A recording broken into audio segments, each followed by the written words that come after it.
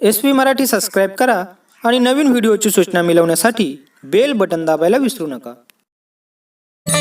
सुस्वागतम महाराज, सुस्वागतम महाराज, सुस्वागतम महाराज, सुस्वागतम महाराज, सुस्वागतम महाराज, सुस्वागतम महाराज, सुस्वागतम सुस्वागतम शरणागतम महाराज, स्वागतम शरणागतम महाराज, सुस्वागतम सुस्वागतम शरणागतम महाराज, स्वागतम स्वागतम शरणागतम महाराज, सुस्वागतम महाराज,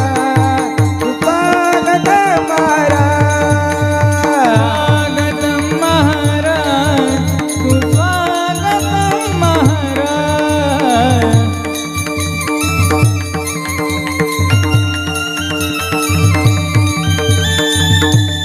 महाराज.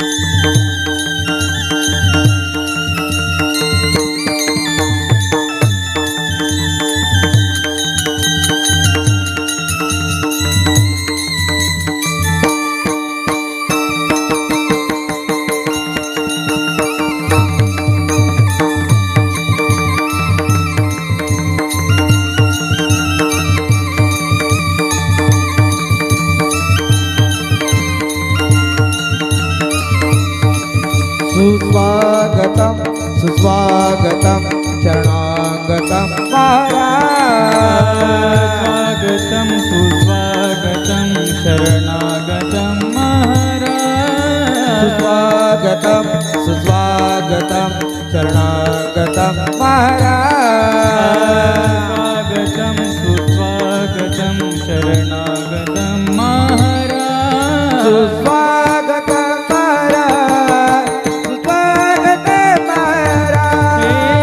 शरणागतम महाराज, सुस्वागतम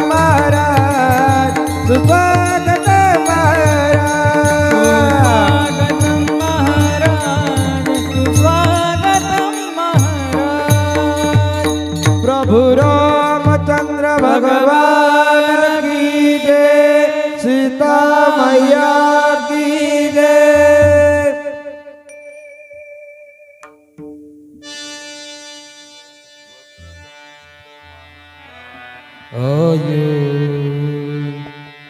सूर्यकोटि समप्रभ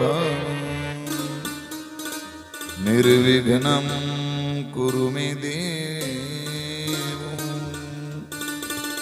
सर्वकार्येषु सर्वदा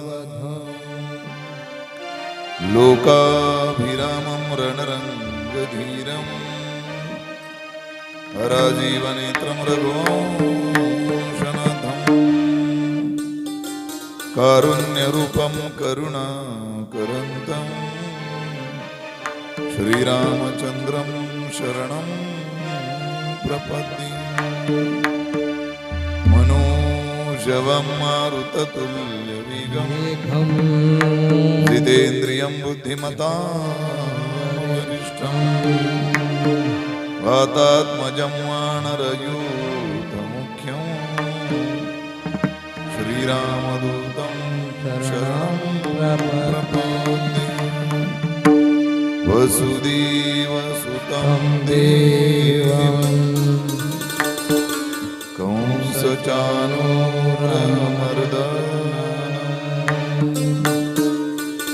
देवकी परमानन्दं कृष्णं वन्दे जगद्गुरुं. महायोगपीठे तटे भीमरथ्यां, वरं पुण्डरीकाय दातो मुनिन्द्रे, समागत्य तिष्ठन्तमानन्दकन्दम् परब्रह्मलिङ्गं भजे पाण्डुरङ्गम् कलावत्न्यजीवोद्धरार्थावतारम् कलङ्काकतिजोधिकामोदिवक्त्रम् खलाणेशवादापनोदारुहदक्षम् समाधिस्थमूर्तिं भजे ज्ञानदीनम् गुरुर्ब्रह्मा गुरुर्विष्णु गुरुर्देवो महेश्वरा गुरुः साक्षात् परब्रह्म तस्मै श्री गुरवे नमः वचनायिका कमळापती माझी रंकाची विनंती कर जोडी तो कथे काळी आपण असावी जवळ प्रभु रामचंद्र भगवान की जय गोपाल कृष्ण भगवान की बजरंग बली की सीता मात की मंगल भवन मंगलहारी द्रबहु सुदशरथ चर बिहारी राम सिया राम जय जय राम सिया राम जय जय राम सिया राम जय जय राम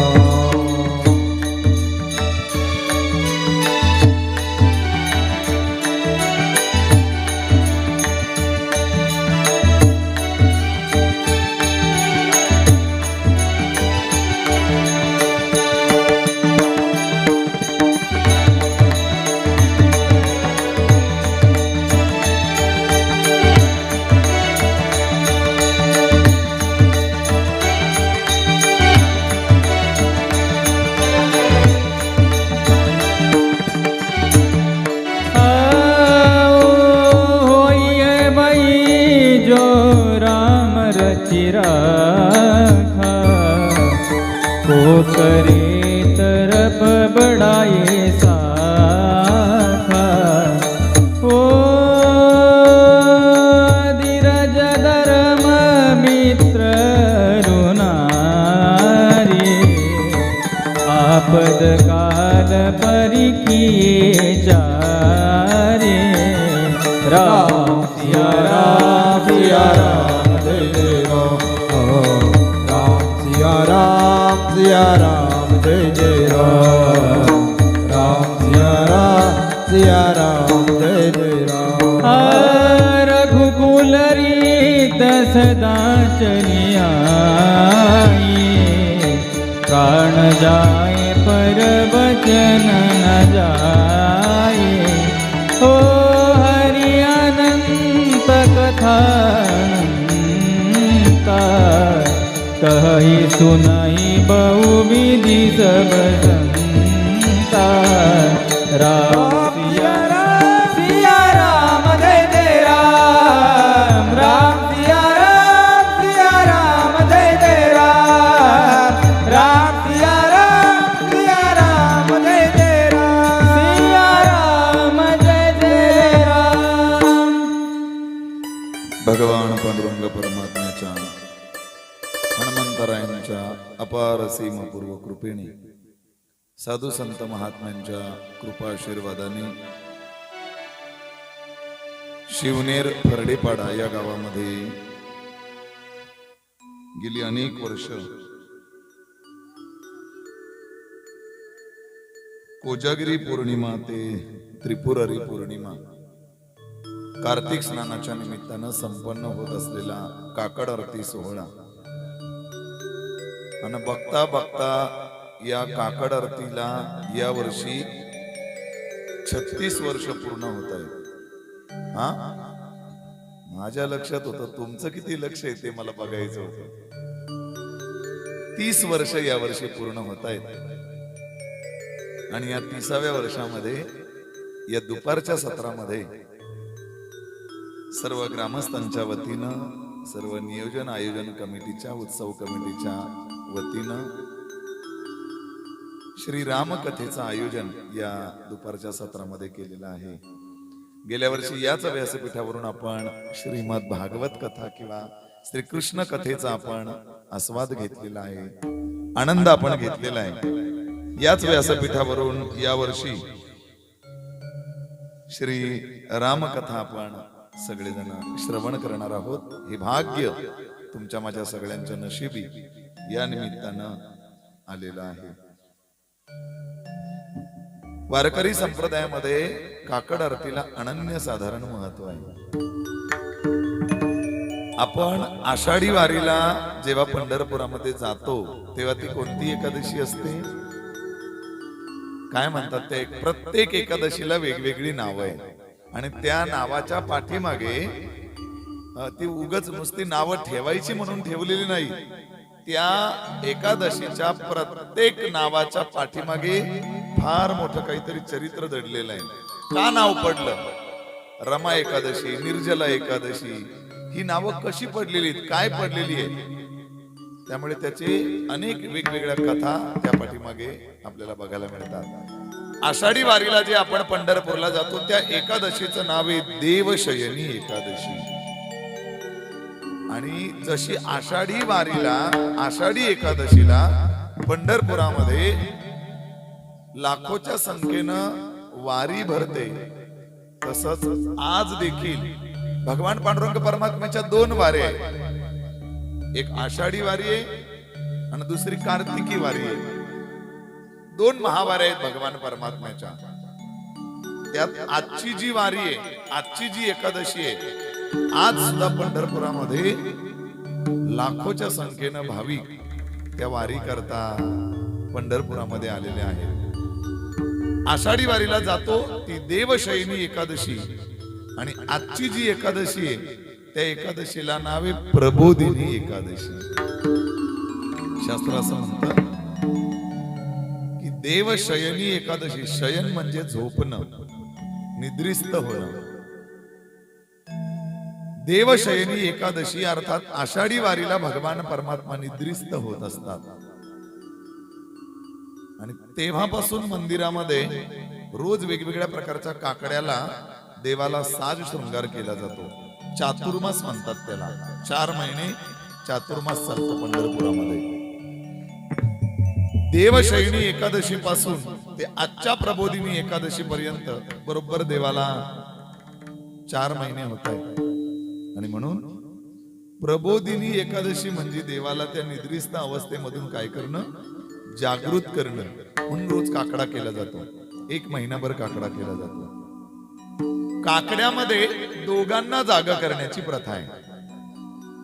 पहिलं देवाला जागा केलं जातं आणि दुसरं आपल्याला, तुम्हा आम्हाला जागा केलं जातं. देवाला जागा करताना काय म्हणतात संत महात्मे? उठा पांडुरंगा आता दर्शन द्या सकळा, झाला ऋणोदय सरली निद्रेची वेळा, झाला ऋणोदय सरली निद्रेची वेळा. देवाला जागा करायचंय. देव निद्रिस्त आहे, देव झोपलेले, म्हणून या काकड्याच्या माध्यमातून देवाला जागा करायचंय. म्हणून पहिले देवाला जागा करायचंय. पण देवाला जागा करण्याकरता पहिल्यांदा आपण जागे असलो पाहिजे. आपण जागे असलो पाहिजे. म्हणून संत महात्म्यांनी 2 कामं केली. देवालाही जागा करण्याचं काम संत महात्म्यांनी केलं आणि तुम्हा आम्हाला देखील संत महात्म्यांनी जागा करण्याचं काम केलं. उठा जागे वारे आता, स्मरण करा पंढरीनाथ, भावी चरणी ठेवा माता, चुकविता जन्माचा धनदारा पुत्र जन धनदार पुत्र या भंगामध्ये संत महात्मे तुम्हा मला जागे करतात. ए बाबांनो उठा, उठा जागे भारी आता. उठून काय करा? स्मरण करा पंढरीनाथा, भावे चरणी ठेवा माथा. आणि काय करेल असं केलं तर? सुखवी व्यथा जन्माच्या, अनंत जन्मीच्या तो भगवान परमात्मा तुमच्या माझ्या व्यथा चुकवून टाकणारे, व्यथा संपवून टाकणारे. किती मंडळी येते काकड्याला पाहुणे? किती माणसं असतात? 30-35 माणसं असतात. 40 धरूयात आपण. 40च्या वरती असतात, काही हरकत नाही. मग मला तुम्हाला प्रश्न विचारायचा आहे, 50 धरू का मी 50? हा, अतिउत्तम, काही हरकत नाही. अंदाजे 50 लोक काकड्याला येतात असं गृहीत धरतो मी. आता मला तुम्हाला प्रश्न विचारायचा आहे, या शिवनेरमध्ये 50च लोक आहेत का? मग या शिवनेरमध्ये 50च लोक आहेत का? मग खूप लोक आहेत. मग माफी मागून एक वाक्य बोलतो. संत महात्म्यांच्या उक्तीप्रमाणे जे काकड्याला येतात ते जागेत असं समजायचं, आणि जे काकड्याला येत नाहीत ते अजूनही झोपलेले असं त्याला समजायचं. अजून पुढचं बोलतो, एवढा चांगला उत्सव या शिवनेर गावामध्ये चालू आहे. लांब लांबून कीर्तनकार अनेक प्रकारचा खर्च करून आपण हा एवढा सगळा उत्सव करतो. जे कीर्तनाला येतात, जे कथेला येतात, समजायचं ते जागेत. आणि जे एवढा उत्सव आपल्या दारात चालू असूनही ज्याला या मंडपात येता येत नाही, समजायचं ते काय झालेले? झोपलेले. तू म्हणाल महाराज कुठे झोपतो आम्ही? आम्ही तर जागेच आहोत. कशाला संत महात्म्यांनी आम्हाला जाग करायचंय? आम्ही तर जागेच आहोत. ऐका, तुम्हा आम्हाला 2 प्रकारची झोप लागलेली. 2 प्रकारची. कोणती झोप? आणि त्या झोपेतून, हे आपण रात्री जे झोपतो त्या झोपेतून जाग करत नाहीत संत. मग कोणत्या झोपेतून संत महात्मे आपल्याला जागे करतात? 2 प्रकारची झोप लागली आपल्याला. नंबर 1, आपल्या स्वत्वाची एक झोप लागलेली आहे, आणि दुसरी झोप लागली कर्तव्याची झोप लागली आम्हाला. थोडक्यात सांगतो, मला आज राम जन्मापर्यंत पोहोचायचं आहे. 3च दिवसात आपल्याला कथा उरकायची आहे. 3 दिवसात कदापित कथा उरकणं शक्य नाही. प्रभू रामरायाचं चरित्र प्रचंड अगाध असं चरित्र आहे. 3 दिवसात सांगणं शक्य नाही. पण तरी देखील आपल्याला त्या 3 दिवसामध्ये काही मोजकं चरित्र आपल्या समोर मला मांडायचंय. त्यामुळे प्रस्तावनेत अधिक न वेळ घेता आपण पुढे जाणार आहोत. ऐका, पहिली झोप लागलेली स्वत्वाची. स्वत्वाची म्हणजे मी कोण हे आपल्याला माहीतच नाही. माहीतच नाही. मी या पखवाज वादकांना विचारलं, का हो कोण तुम्ही? तर ते लगेच सांगतील, मी विशाल महाराज चौधरी. त्यांना मी विचारलं, कोण तुम्ही? ते सांगतील, मी गुरुनाथ महाराज धसाडे. मला जर कोणी विचारलं कोण तुम्ही, तर मी सांगणार, मी योगेश महाराज घरत. ऐका आता माझं उत्तर. हे विशाल महाराज चौधरी नाहीत, ते गुरुनाथ महाराज धसाडे नाहीत, आणि मी योगेश महाराज घरत नाही. योगेश महाराज घरत या शरीराला नाव आहे. या शरीराला आम्ही योगेश महाराज नाव दिलंय. एकदा हे शरीर मातीत मिसळलं की योगेश महाराज घरत हे नाव संपून जाईल. कोणाला हाक मारणार तुम्ही योगेश महाराज घरत? मग ऐका माझं उत्तर. मग मी जर योगेश महाराज घरत नाही तर मी आहे कोण? फार गोड वासुदेवामध्ये प्रमाणे, मी वासुदेव तत्वता कळो येईल विचारिता. अरे मी स्वतः वासुदेव आहे, मी स्वतः भगवान परमात्मा आहे. कळो येईल विचारिता. कोणाला विचारल्यावर कळून येईल? त्या शास्त्राला विचारल्यावर कळून येईल. संत महात्म्यांना विचारल्यावर आम्हाला कळून येईल. तसं आम्हाला कळणार नाही. आणि म्हणून तुमच्या माझ्या प्रत्येकाच्या आतमध्ये आत्म्याच्या स्वरूपात तो भगवान परमात्मा स्थित आहे. सर्वा घटी राम देहादेही एक, किंवा ममैवांशो जीवलोके जीवभूत सनातनः मनःषष्ठानि इंद्रियाणि प्रकृतिस्थानि कर्षति. अर्जुन, हे सगळे माझे अंश आहेत. मी म्हणजे हेच आहेत. दुर्दैवानं तुम्ही आम्ही या जगात आलो या मायेच्या आवरणामध्ये तुम्ही आम्ही झाकलो गेलो आणि त्याच्यामुळे मी देव आहे हे आपण विसरून गेलो. परमार्थ म्हणजे काय? भक्ती म्हणजे काय आहे? काय करायचंय परमार्थ करून? तर परमार्थानं जो आपल्या आतमध्ये त्याला शोधायचा आहे. म्हणून स्वत्वाची तुम्हा मला झोप लागलेली आहे, विसर पडलाय. अजून कर्तव्याची झोप लागलेली आहे.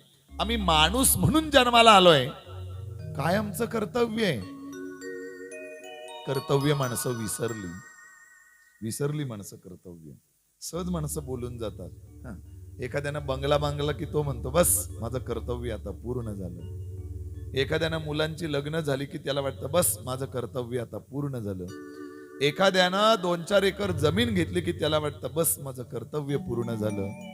एखाद्याच्या दारात 4 व्हीलर आली की त्याला वाटतं बस माझं कर्तव्य आता पूर्ण झालं. दादा, बंगला बांधणं तुझं कर्तव्य नाही, गाडी घेणं तुझं कर्तव्य नाही, आणि मुलांची लग्न करून देणं तुझं कर्तव्य नाही. तो तुझा व्यवहार आहे, कर्तव्य नाही. तो तुझा व्यवहार आहे. तू संसाराला आलाय, तुला तो व्यवहार करावाच लागेल. या जगात आलायस, संसारात उतरलायस, मग तो व्यवहार तुला करावाच लागेल. तो तुझा व्यवहार आहे, कर्तव्य नाही. मग आमचं कर्तव्य काय आहे? तर ईश्वर भक्ती करणं हे आमचं कर्तव्य आहे. नामचिंतन करणं हे आमचं कर्तव्य आहे. जर या मनुष्य नरदेहाला येऊन आमच्याकडनं भक्ती घडली नाही, ईश्वर चिंतन घडलं नाही, तर संत महात्मे म्हणतात त्या गाढवात ना त्याच्यात काहीच मी नाही बोलत बरं, तुकोबाराही बोलले, त्या गाढवात पुच्छे विन दुपाई. फरक एवढाच आहे. तो 4 पायाचा गाढव ना हा 2 पायाचा गाढव. तो शेपटावाला गाढव आणि हा बिना शेपटावाला गाढव. फार खालच्या तर लिहून बोलले संत महात्मे. मनुष्य परी कुत्री ती. मी नाही बोलत. ती दिसायला माणसं आहेत पण असायला मात्र कुत्री आहे. मी नाही बोलत. संत महात्मे बोलले. नाही तरी थोडी श्वान सुकरे बापुडी. जो जीवनामध्ये भक्ती करत नाही, ईश्वर चिंतन करत नाही, संत महात्मे बोलले या भूतलावर मग डुकरं आणि कुत्री काही कमी आहेत का? काय फरक आहे त्यांच्यात? नाही. का बरं असं आहे? नाही करणार महाराज आम्ही भक्ती. का बरं त्याच्यामध्ये गणना होईल? त्याचं कारण आहे, भक्ती करण्याकरताच हा नरदेह ईश्वरानं आम्हाला दिलेला आहे. देवे दिला देह भजना गोमटा. याच्याकरताच दिलाय. दिले इंद्रिय हात पाय कान डोळे मुख बोलाया वचन. आणि काय होईल त्याच्यानं? तर जेने तू जोडसी नारायण. त्याच्याकरता दिला, खाण्याकरता दिला नाही आम्हाला देह. फार अमूल्य असा हा नरदेह ईश्वरानं आम्हाला मिळाला. एक क्षणभर विचार करा, देवाने आम्हाला कुत्रा बनवलं असतं तर, देवाने आम्हाला डुक्कर बनवलं असतं तर, देवाने आम्हाला किडे मुंगे बनवले असते तर किती भाग्यवान आहोत आपण की देवानं आम्हाला मनुष्य जन्माला घातलंय, मनुष्याच्या जन्माला घातलंय. आणि म्हणून लक्षात ठेवा, जीवनामध्ये आल्यानंतर भक्ती करणं हे आपलं कर्तव्य आहे. मग त्या कर्तव्याचा मनुष्याला विसर पडलाय. म्हणून संत महात्मे या काकड्याच्या माध्यमातून तुम्हाला काय करतात? जागे करतात. उठा साधू संत साधा पुलीत, जाईल जाईल हा नरदेह मग कैसा भगवंत. लक्षात ठेवा. म्हणून ईश्वराने संत महात्मे या करता आम्हाला जागे करतात, शिकवतात. संत महात्मे आम्हाला स्वत्वाची झोप लागलेली आहे. एक छोटासा सद्गुरु जोग महाराजांच्या बाबतीत घडलेला प्रसंग सांगतो आणि आपण चरित्राला सुरुवात करूयात. ऐका. सद्गुरु जोग महाराज पैलवान होते. पैलवान, पट्टीचे पैलवान. म्हणजे महाराज वगैरे कोणीच नव्हते ते नारायण महाराज. पैलवान होते. पैलवान सद्गुरु जोग महाराज पैलवान होते. पंढरपूर जसं आत्ता वारीसाठी जसं प्रसिद्ध आहे, तसंच त्या काळात पंढरपूर कुस्तीसाठी अख्ख्या भारतात प्रसिद्ध होतं. भारतातला सगळ्यात 1 नंबरचा कुस्तीचा आखाडा पंढरपुरात भरायचा. कुस्तीचा आखाडा भरलेला होता. सद्गुरु जोग महाराज पैलवान असल्यामुळे ते गेले तिथं कुस्ती खेळायला. भारतातले पट्टीचे पैलवान तिथं हजर होते. त्यात पंजाबचा मानसिंग नावाचा एक पैलवान तिथे आलेला होता कुस्ती खेळायला. काय आश्चर्य, कुणी त्याच्याबरोबर आखाड्यात उतरला की 2 मिनिटाच्या आत तो त्याची पाठ लोळवायचा. एक सुद्धा पैलवान आता आखाड्यात उतरायला तयार नाही. त्या आयोजकांनी त्याचा हात धरला. आहे का कोणी याच्या बरोबर आता 2 हात करणारा? आहे का याच्या बरोबर कोणी खेळणारा? अन्यथा आम्ही याला आजच्या आखाड्याचा विजयी म्हणून घोषित करतो. कुणीच उतरायला तयार नाही, कारण ज्या त्याच्या बरोबर जो जाईल त्याची 2 मिनिटाच्या आत तो पाठ लोळवायचा. सद्गुरु जोग महाराज तिथे होते. त्यांनी विचार केला, असंही नाही तरी सगळेजण काय झालेले आहेत, हारलेलेच आहेत. एकदा हरकत काय, ट्राय करून बघायला. सद्गुरु जोग महाराज आखाड्यात उतरले आणि आखाड्यात उतरल्यानंतर काय आश्चर्य, त्या पंजाबच्या मानसिंग नावाच्या पैलवानाबरोबर त्याची कुस्ती सुरू झाली सद्गुरु जोग महाराजांची. आणि काय आश्चर्य, भारतातल्या सगळ्या पैलवानाला, ज्या पंजाबच्या मानसिंग पैलवानाने सगळ्यांना हरवलेलं आहे, असा भारतातला सगळ्यात 1 नंबरचा पैलवान मानसिंग सद्गुरु जोग महाराजांनी एका मिनिटाच्या त्याची पाठ लोळवली, चित केलं त्याला. आणि सद्गुरु जोग महाराजांना तिथं विजयी घोषित केलं. आपल्या महाराष्ट्रातल्या एका माणसाने भारतातला 1 नंबरचा पंजाबचा मानसिंग नावाचा पैलवान त्याला हरवलंय म्हणून पंढरपुरामधून सद्गुरु जोग महाराजांची मिरवणूक निघाली. बैलगाडीमध्ये त्यांना बसवलं. ताशे, ढोल, फटाके, गुलाल असं सगळं ती मिरवणूक चालली होती. अर्ध्या रस्त्यामध्ये मिरवणूक गेली आणि समोरून सद्गुरु जोग महाराजांना एक साधू येताना दिसला. बारीक आहे का, कळेल आपल्याला संत कसे जागे करतात. आपल्याला मी संत कसे जागे करतात याकरता दृष्टांत सांगतोय, ऐका. समोरून एक साधू येताना दिसला सद्गुरु जोग महाराजांना. त्यांनी विचार केला, एवढी मोठी कुस्ती जिंकलोय, साधू आलेत, चला आपण साधूचा आशीर्वाद घेऊयात, दर्शन घेऊयात. गाडीतून खाली उतरले, पण कुस्ती जिंकल्याचा अहंकार होता त्यांच्याकडे. गेले, त्या साधूचं दर्शन घेतलं आणि आविर्भावाने त्यांना म्हणाले, साधू महाराज चांगला आशीर्वाद द्या, कुस्ती जिंकलोय, कुस्ती. भारतातल्या 1 नंबरच्या पंजाबच्या मानसिंग नावाच्या पैलवानाला लोळवलंय म्हटले मी. 1 नंबरच्या पैलवानाला लोळवलंय, आशीर्वाद द्या मला चांगला. त्या साधूनं एकच वाक्य बोलले. काय बोलले? ते साधू म्हणाले, किती मोठ्या पैलवानाला लोळव म्हटले तू, पण शेवटी एक पैलवान तुला लोळवल्याशिवाय राहणार नाही म्हटले. बस एवढंच एक वाक्य बोलले, निघून गेले. ते निघून गेले. सद्गुरु जोग महाराज गेली कितीतरी दिवस विचार करत होते, अरे भारतातल्या 1 नंबरच्या पैलवानाला जर मी लोळवलंय, तर आता असा कोणता पैलवान आहे जो मला लोळवणार आहे? कितीतरी दिवस विचार करत होते, उत्तर सापडलं नाही. शेवटी एक दिवस सद्गुरु जोग महाराजांना उत्तर मिळालं.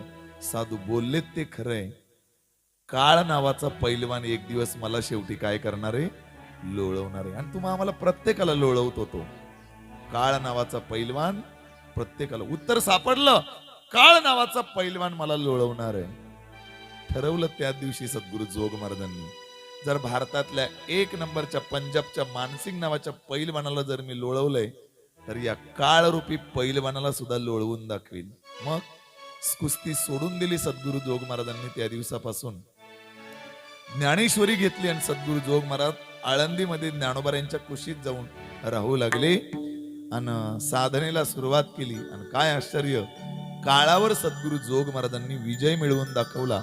इच्छामरणी बनले, इच्छामरणी. संपलं माझं उदाहरण. मला वाटतं जर सद्गुरु जोग महाराजांना त्या दिवशी ते साधू भेटले नसते, तर आज आळंदीमध्ये सद्गुरु जोग महाराज वारकरी शिक्षण संस्था कदापि स्थापन झाली नसती. आणि या शिवनेर नावाच्या या गावामध्ये या कार्तिक स्नानाच्या निमित्तानं चालू असलेल्या 3.5 दिवसाच्या उत्सवामध्ये या रामकथेतून सद्गुरु जोग महाराजांचं नावच निघालं नसतं. संत महात्मे जागे करतात, आपल्याला जागे करतात. आणि म्हणून तुम्हा आम्हाला जी कर्तव्याची झोप लागले, मनुष्यानं संसारातून योग्य वेळी कर्तव्य पार पाडून संसारातून बाहेर पडलं पाहिजे. दुर्दैवानं कळत नाही आपल्याला, ते समजत नाही. रामायणामध्ये पुढे दृष्टांत येणारे आजचा ओघानं म्हणून सांगून जातो. राजा दशरथ एक दिवस आरशामध्ये बघत होता आणि आरशामध्ये बघत असताना एकच कानावरचा केस त्याला पिकलेला दिसला. बस त्याच दिवशी राजानं ठरवून टाकलं, उद्यापासून माझा मोठा मुलगा राम गादीवर बसेल, मी आता रिटायर. मला आश्चर्य वाटतंय, एक कानावरचा केस राजा दशरथाला पिकलेला दिसला तर एका मिनिटात अख्खा राज्य मोठ्या मुलाच्या ताब्यात सोपवलं. आपल्या म्हाताऱ्यांची अख्खी डोकी बुरी झाली तरी त्यांना मग चाव्या सुटत नाही, तवी त्यांना गरदर सुटत नाही. कसं होईल परमार्थ आपला, कसा होईल? माझा कायम आग्रह, संत महात्मे सांगून गेले, काय सांगून गेले की जोपर्यंत हे सगळं धडधाकट आहे तोपर्यंत परमार्थ करून घ्या. जव हे सकळ सिद्ध आहे, हात चालावया पाय, तव तू आपुले स्वहित पाहे, तीर्थयात्रे जाय चुकू नको. म्हणून ज्ञानोबारांना म्हणावं लागलं एका अभंगामध्ये, हे बाबांनो, अरे हे सोडा, सगळं संसाराचं बंधन सोडा आणि आपली आपण सोडवण करा, आपली आपण सोडवण करा. संसार बंधन तोडावे, संसार बंधन तोडावे गे, संसार बंधन तोडावे गे, संसार बंधन तोडावे गे, संसार बंधन. आपुली आपण करा सोडवण, संसार बंधन तोडावे गे, संसार बंधन तोडावे गे. आपली आपण करा सोडवण, संसार बंधन तोडावे गे, संसार बंधन तोडावे गे, तोडावे गे. आपुली आपण करा सोडवण, संसार बंधन तोडावेगी. संसाराचं बंधन तोडायला सांगितलंय, संसार सोडा असं नाही म्हणाले, बरं बंधन तोडा. म्हणून आपल्या शास्त्रानं 4 आश्रम सांगितले. नंबर 1 ब्रह्मचारी आश्रम, नंबर 2 गृहस्थ आश्रम, नंबर 3 वानप्रस्थ आश्रम आणि नंबर 4 संन्यास आश्रम. आपण फॉलो करत नाहीत ते. ब्रह्मचारी आश्रम वय वर्ष 1 ते 25. ब्रह्मचारी आश्रम काय करायचं याच्यामध्ये? ब्रह्मचारी धर्म घोकावी अक्षरे, ज्ञान संपादन करायचं, विद्या संपादन करायची. 25 पूर्ण झालं रे झालं, 26 लागलं का गृहस्थ आश्रम. काय करायचं गृहस्थ आश्रमामध्ये? जोडोनिया धन उत्तम व्यवहार, मिळवलेल्या विद्येच्या जोरावर धन कमवायचं. एकदा 50 झालं पूर्ण, 51 लागलं का 51 ते 75 वानप्रस्थ आश्रम. काय करायचं वानप्रस्थ आश्रमात? राहायचं संसारातच पण करायचा मात्र परमार्थ. आणि एकदा 75 पूर्ण झालं रे झालं, 76 लागलं रे लागलं, कवळकुटी बांधायची आणि टाकी पठारला गुरुवारी योगी फुलनाथजी बाबांच्या फार मोठा आश्रम आहे, लय खोले रिकामे आहेत तिथं. बऱ्याच जणांना असं वाटतंय का तिथं जागा नाही, फार मोठा आश्रम आहे, फार मोठा आश्रम आहे. ही आमची आश्रम पद्धती आहे, आम्हाला ती फॉलो करता आली पाहिजे. म्हणून संत महात्मे या निमित्तानं आम्हाला जागे करत असतात. असा हा तुम्हा मला जाग करणारा आणि भगवान परमात्म्याला देखील जाग करणारा या काकड आरतीचा हा सोहळा आणि त्याच्या समाप्तीच्या निमित्तानं हा 3.5 दिवसाचा उत्सव गेली 30 वर्ष या ठिकाणी संपन्न होत असतो. या निमित्तानं या 30व्या वर्षी त्या भगवान प्रभू रामरायाचं चरित्र तुम्हा मला सगळ्यांना श्रवण करायला मिळावं म्हणून याकरता सर्व ग्रामस्थांच्या आयोजनातून नियोजनातून या रामकथेचं आयोजन या ठिकाणी केलेलं आहे. तेव्हा त्या रामकथेला सुरुवात करण्यापूर्वी 2 मिनिटाचं त्या प्रभूचं भजन करूयात आणि रामकथेला सुरुवात करूयात. राम कृष्ण हरी जय जय, राम कृष्ण हरी, राम कृष्ण हरी जय जय, राम कृष्ण हरी, राम कृष्ण हरी जय जय, राम कृष्ण हरी, राम कृष्ण हरी. सर्वांनी बोला, प्रेमाने बोला, टाळी वाजवा. मंडपात बसूनही बोलता येत नसेल. हरी जय जय राम कृष्ण हरी राम कृष्ण हरी जय जय राम कृष्ण हरी राम कृष्ण हरी जय जय राम कृष्ण हरी राम कृष्ण हरी जय जय राम कृष्ण हरी राम कृष्ण हरी जय जय राम कृष्ण हरे राम कृष्ण हरी जय जय राम कृष्ण राम कृष्ण हरी जय जय राम कृष्ण हरी राम कृष्ण हरी जय जय राम कृष्ण हरी. राम कृष्ण हरी जय जय राम कृष्ण हरे राम कृष्ण हरी जय जय राम कृष्ण हरे राम कृष्ण हरी जय जय राम कृष्ण हरी राम कृष्ण हरी जय जय राम कृष्ण हरी. राम कृष्ण हरी जय जय राम कृष्ण हरे राम कृष्ण हरी जय जय राम कृष्ण हरे राम कृष्ण हरी जय जय राम कृष्ण हरी राम कृष्ण हरी जय जय राम कृष्ण हरी.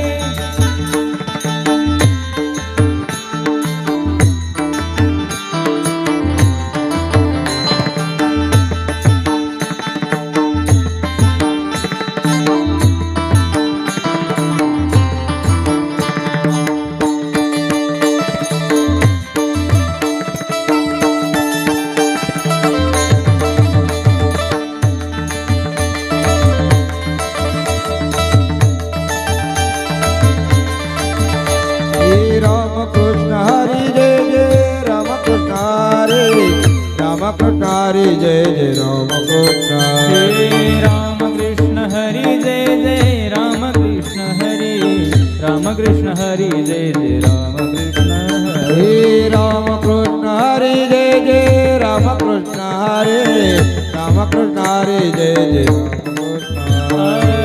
राम कृष्ण हरी जय जय राम कृष्ण हरी राम कृष्ण हरी जय जय राम कृष्ण हरी. हे राम कृष्ण हरी जय जय राम कृष्ण हरे राम कृष्ण हरी जय जय राम कृष्ण हरे राम कृष्ण हरी जय जय राम कृष्ण हरी राम कृष्ण हरी जय जय राम कृष्ण हरी. हे राम कृष्ण हरी जय जय राम कृष्ण हरे राम कृष्ण हरी जय जय राम कृष्ण हरे राम कृष्ण हरी जय जय राम कृष्ण हरी राम कृष्ण हरी जय जय राम कृष्ण हरी.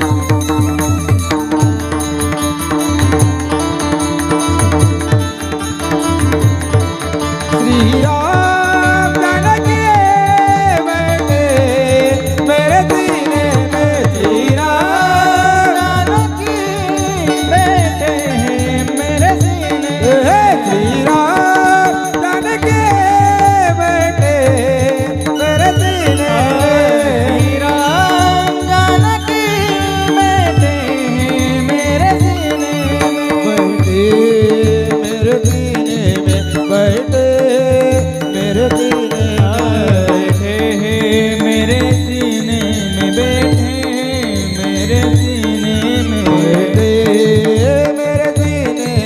बैठे मेरे सीने में बैठे हैं मेरे सीने में बैठे हैं मेरे सीने में श्री राम जानकी बैठे मेरे सीने में श्री राम जानकी बैठे हैं मेरे सीने श्री राम जय राम प्रभु श्री राम जय जय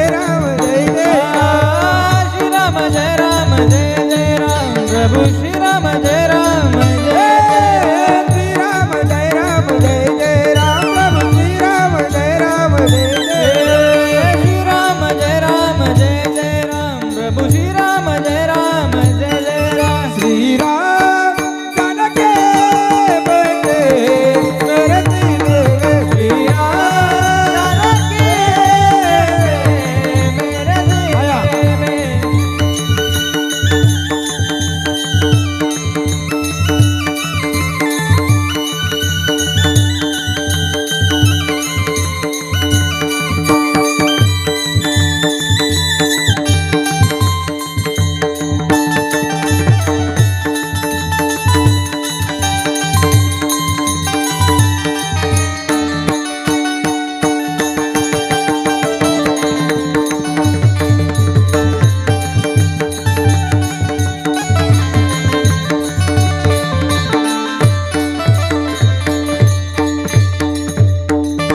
प्रभु रामचंद्र भगवान की जय, सीता मैया की जय।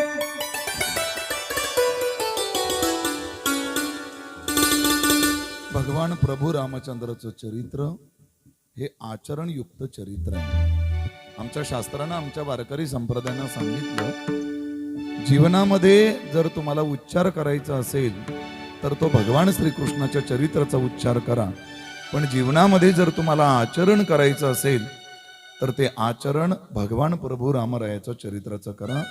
इतकं स्वच्छ आणि इतकं निखळ चरित्र ज्या प्रभू रामरायाचं आहे.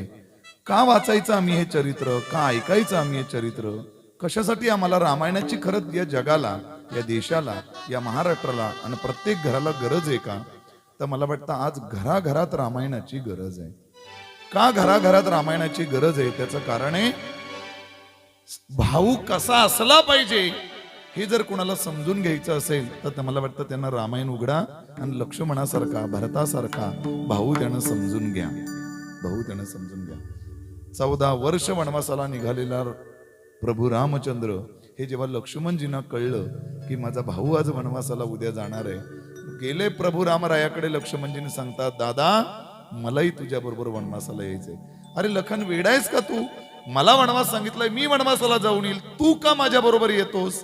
तेव्हा लखनजीचं उत्तर आहे, दादा ज्या राज्यात रामच नाही तिथं हा लक्ष्मण काय म्हणून करणार आहे? दादा मला तुझ्या सोबत यायचंय. काय आश्चर्य आहे? 14 वर्ष माझा मोठा भाऊ वनवासाला चाललाय म्हणून त्याच्या सोबत जाणारा, त्याची सेवा करण्याकरता जाणारा भाऊ लक्ष्मण कुठं? आणि आज वीधभर बांधासाठी भावाभावांच्या डोक्यामध्ये दांडका आणि कुराडी घालणारे आजचे भाऊ तरी कुठं? म्हणून ज्याला आदर्श भाऊ कसा पाहिजे, आदर्श भाऊ कसा असला पाहिजे हे जर समजून घ्यायचं असेल, रामायण वाचा, त्याने रामायण ऐका. आम्हाला आदर्श भाऊ कसा आहे हे त्या रामायणात आम्हाला लखनजी समजून देतील, भरत समजून देईल, आम्हाला भरतजी समजून देतील. आदर्श सावत्र आई कशी असली पाहिजे हे जर आम्हाला कळायचं असेल तर काय वाचलं पाहिजे? आम्ही रामायण वाचलं पाहिजे. सावत्र आई कशी असली पाहिजे, कशी असली पाहिजे. जेव्हा लक्ष्मणजी सुमित्रेला विचारायला जातात, आई माझा मोठा भाऊ राम वनवासाला चाललाय आणि मला त्याच्याबरोबर 14 वर्ष वनवासाला जायचंय, मी तुझी परवानगी घेण्याकरता आलोय. ऐका त्या सुमित्रेनं काय उत्तर दिलं. ती सुमित्रा म्हणाली, तू माझ्याकडे ही परवानगी मागायला येण्याची गरजच काय? तू रामाकरता 14 वर्ष त्याच्याबरोबर वनवासाला चाललायस ना, मग परवानगी घ्यायची गरजच नाही, गरजच नाही. उलट सुमित्रा लक्ष्मणाला समजून सांगते, लखन ऐक, 14 वर्ष तू रामाबरोबर चाललाय, या 14 वर्षात स्वप्नात देखील तुझ्या मोठ्या भावाबद्दल कधी कसल्या प्रकारचा राग, द्वेष किंवा कुठला संकल्प विकल्प येऊ देऊ नकोस. काय आश्चर्य. सावत्र भावाकरता आपला मुलगा वनवासाला चाललाय तरी आई म्हणते यासाठी तुला परवानगी घ्यायची गरज नाही, तू बिनधास्त त्याच्याबरोबर निघून जा. म्हणून सावत्र आई कशी असली पाहिजे? आत्ताची सावत्र आई जाऊन देईल का एखाद्या सावत्र भावाकरता? ती त्याला सांगेल, गपमर घरामध्ये, कुठे चालला त्याच्या नादी लागतो, बस तू घरामध्ये, अशी आपली सावत्राई उत्तर देईल. म्हणून सावत्राई कशी असावी हे जर कुणाला समजून घ्यायचं असेल तर रामायण वाचा, रामायण ऐका. आदर्श मुलगा कसा असावा हे जर कुणाला समजून घ्यायचं असेल तर रामायण वाचा. आपण बापाच्या एका वचनासाठी अख्ख्या राज्याचा त्याग करून वनवास पत्करणारा आदर्श मुलगा ज्या रामायणानं आम्हाला दाखवला, तो आदर्श राम समजून घ्यायचा असेल, आदर्श मुलगा समजून घ्यायचा असेल, रामायण वाचा. आपण रामायण समजून घ्या. आपण आदर्श पत्नी कशी असावी हे जर समजून घ्यायचं असेल तर त्या सीता मैयाचं चरित्र वाचा. आपण समजून घ्या. आपण एखाद्या माझ्या ताईच्या जीवनामध्ये प्रचंड दुःख असेल, प्रचंड गरिबी असेल तिच्या नशिबामध्ये, आणि त्या गरिबीला, त्या त्रासाला, त्या संकटांना कंटाळून यदा कदाचित ती जर आत्महत्या करण्याकरता निघाली असेल तर त्या ताईला माझं सांगणं, ए ताई, कर तू आत्महत्या, पण एक माझं वाक्य ऐक, ती आत्महत्या करण्याच्या अगोदर एक 5 मिनिटं थांब, फक्त 5 मिनिटं. 5 मिनिटं थांब, तुला करायची आत्महत्या कर तू, काही हरकत नाही, पण 5 मिनिटं थांब फक्त आत्महत्या करण्याच्या अगोदर. आणि 5 मिनिटं थांबून काय कर, हे रामायण उघड, रामायण. तुला करायची आहे ना आत्महत्या, 5 मिनिटं थांब फक्त, हे रामायण उघड. तुला तुझ्या संसारामध्ये खूप दुःख वाटतंय ना, कमी वाटतंय ना तुला तुझ्या संसारामध्ये, तुला वाटतं ना मला माझ्या संसारामध्ये काही मिळत नाही जास्त, प्रचंड दुःखी मी, असं तुला वाटतंय ना, आणि म्हणून तू आत्महत्या करण्याकरता गेलीस ना. 5 मिनिटं थांब, हे रामायण उघड, रामायण. आणि या रामायणामध्ये सीता मैयाचं चरित्र वाच, माझ्या सीता मैयाचं. सीता मैयाचं काय चरित्र आहे? कोणाची मुलगी सीता? राजा जनकाची. मिथिला नरेश, मिथिलेचा राजा, राजा जनकाची मुलगी आहे सीता. सून कोणाची? सून तर अयोध्येचा राजा, राजा दशरथाची सीता सून आहे. पत्नी कुणाची आहे? सीता. तर या जगाचा चालक आणि मालक असणाऱ्या भगवान प्रभू रामचंद्राची पत्नी सीता आहे. पण ऐका माझं उत्तर आता. जी ताई आत्महत्या करण्याकरता प्रवृत्त झाले, तिने 5 मिनिटं थांबा, 5 मिनिटं तिला रामायण उघडा तिनं, आणि त्या रामायणामध्ये सीतेचं चरित्र वाचा. त्या दिवशी तिला कळून येईल, राजा जनकाची मुलगी, राजा दशरथाची सून आणि प्रभू रामचंद्राची पत्नी असूनही त्या सीतेला 14 वर्ष खडकावर, गवतावर दगड उशाला घेऊन झोपावं लागलंय. याच्यापेक्षा कोणतं दुःख आपल्या पदरात आहे मला सांगा तुम्ही? याच्यापेक्षा जर जास्त दुःख इथं बसलेल्या कोणाच्या ताईच्या घरात असेल, हात वर करा तिनं, हात वर करा.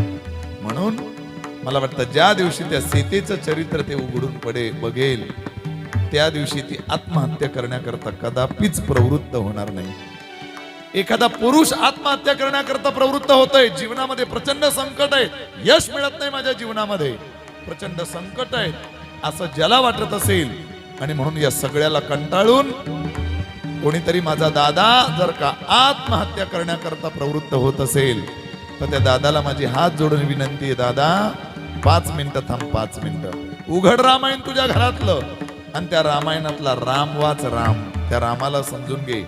उद्या राम गादीवर बसणार आहे, उद्या राम गादीवर बसणार आहे. पण ऐका, ज्या दिवशी प्रभू रामरायाचा राज्याभिषेक होणार आहे, त्याच दिवशी त्या प्रभू रामरायाला वल्कल धारण करून 14 वर्षासाठी वनवासात जावं लागतंय.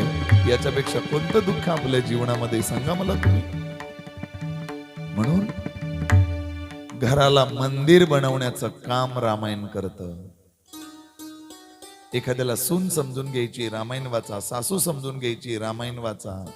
मुलगा समजून घ्यायचंय, रामायण वाचा. सासरा समजून घ्यायचंय, रामायण वाचा. ही नाती कळली नाहीत तुम्हा आम्हाला. आम्ही या नात्यांची प्रचंड विरोधाभास बनवून ठेवलं. या टीव्ही वाल्यांनी तर एवढी वाट लावली, तुम्हाला सांगतो, जेवढ्या टीव्हीवर मालिका दाखवल्या जातात त्या फक्त कोणाच्या विरोधी दाखवल्या जातात? सासू आणि सून, त्यांची कारस्थानं फक्त त्या याच्यामध्ये काय केली जातात तर दाखवली जातात. सासू आणि सून हे कारस्थान करण्याचं पात्र नाहीत राजा हो. फार गोड नातं आहे, गोड नातं आहे, फार गोड नातं आहे.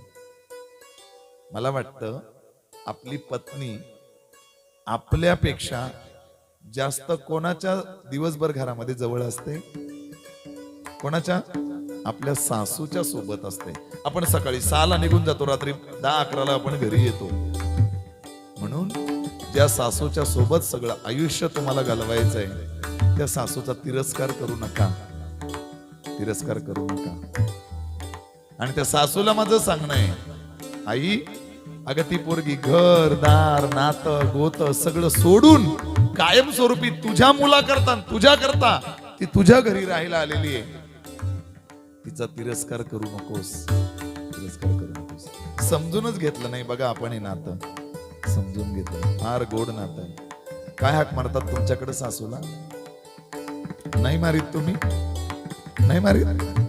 बोला ना, मग बोलत का बरं नाही तुम्ही? तुम्ही बोलत नाही म्हणजे माझ्या लक्षात आलेलं आहे तुमचं काय चाललंय ते. बोला ना, काय हाक मारतात? आई हाक मारतात, आई.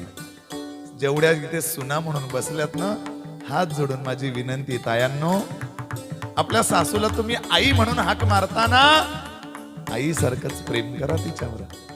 आई सारखं प्रेम करा, नाहीतर ते आई या शब्दाला कलंक लागेल, कलंक लागेल.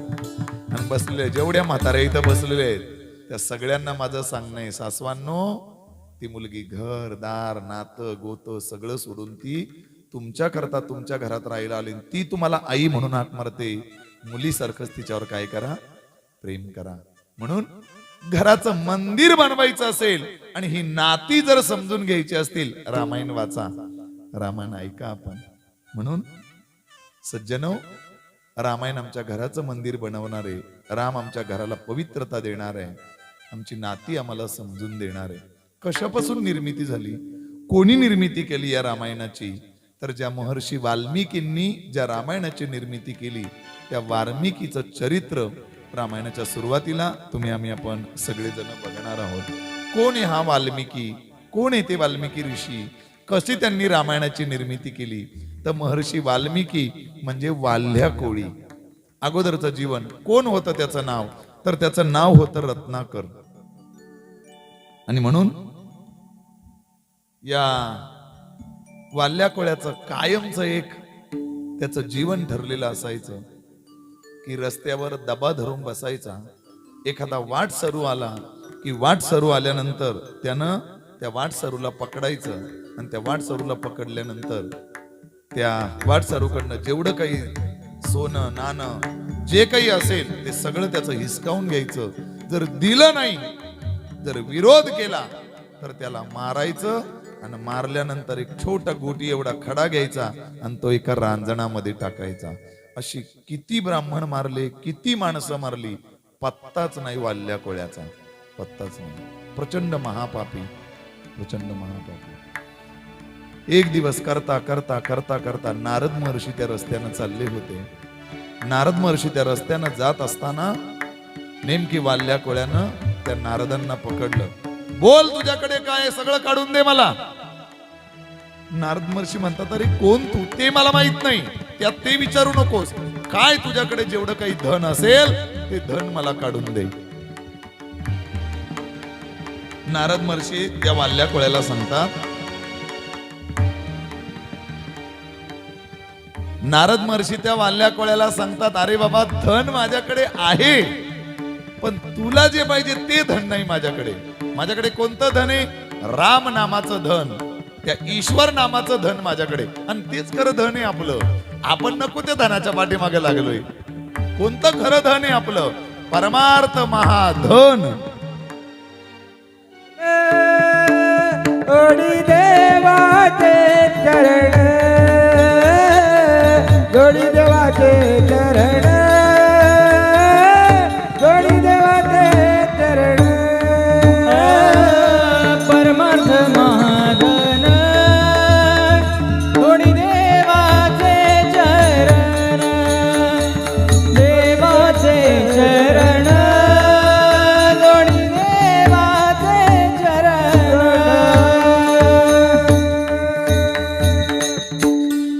परमार्थ महाधन. काय करतंय ते धन? जोडी देवाचे चरण. हे धन आम्हाला नरकात कदाचित नेईल आणि परमार्थ रूपी धन आम्हाला ईश्वराची भेट घालून देतं. दुर्दैवानं आपण ज्या धनाच्या पाठीमागे लागायला पाहिजे त्या धनाचा आपल्याला पत्ताच नाही आणि नको त्या धनाच्या पाठीमागे लागल्याशिवाय हे नाशिवंत धन आहे, हे नाशिवंत धन आहे. ते धन दुर्दैवानं तुम्ही आम्ही जे धन कमवायला नको ते रात्रंदिवस कमवतो आणि जे धन कमवायला पाहिजे ते धन तुम्ही आम्ही मात्र काय करत नाही, कमवत नाही. पटवून देतो मी. बघा, सगळ्या महिलांनी मला उत्तर द्या, काय आहे हे? हे काय? बोला ना. बोलता येत नाही तुम्हाला? बोला ना.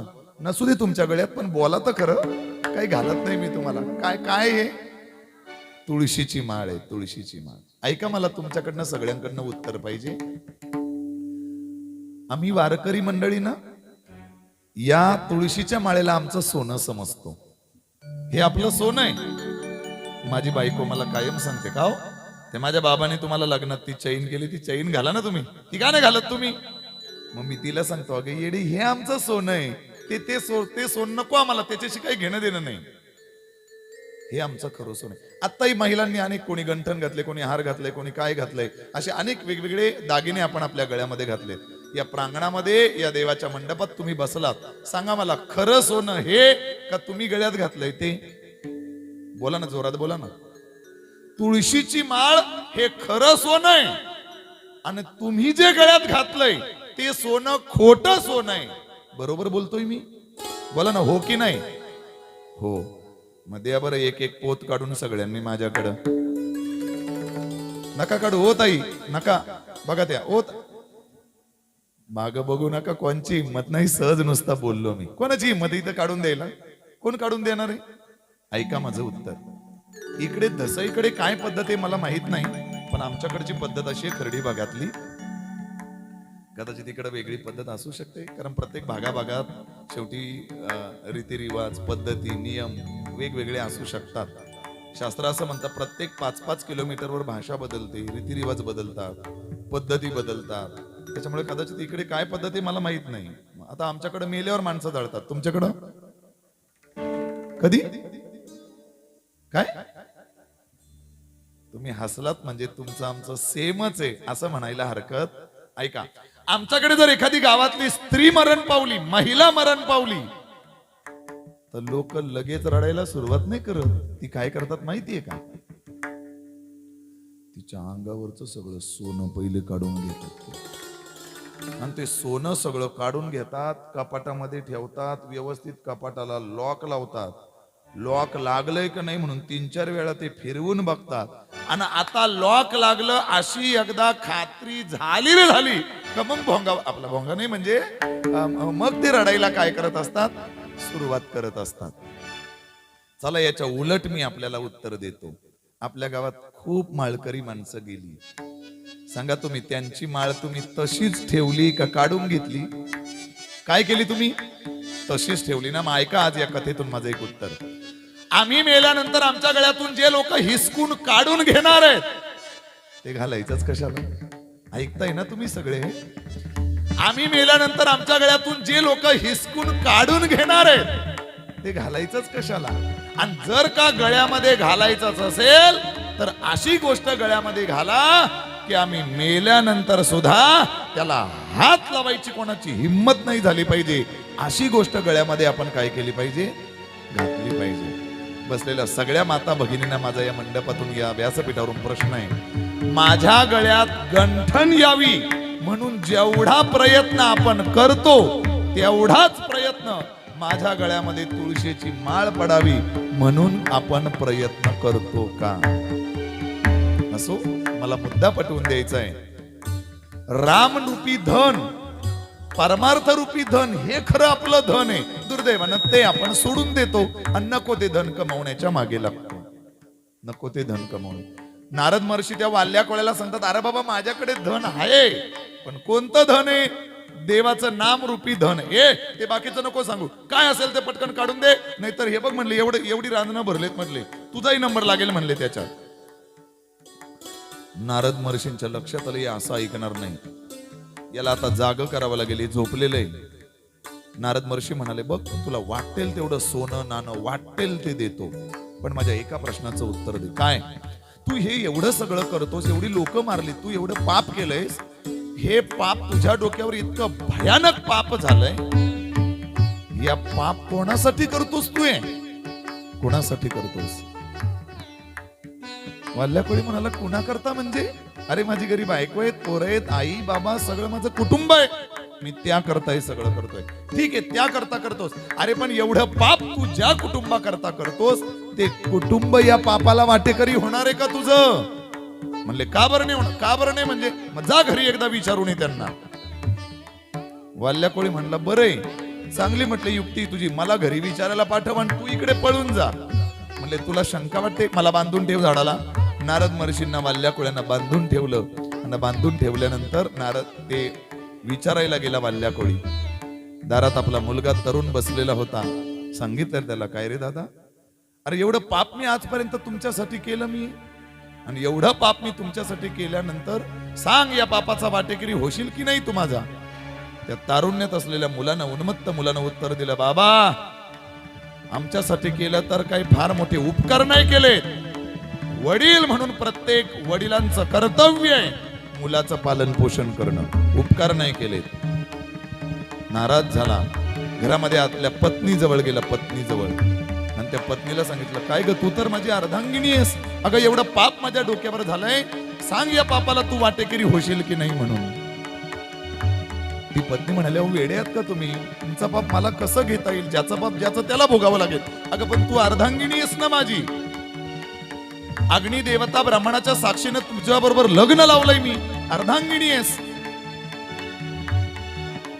तिच्या लक्षात आलं हा असा ऐकणार नाही.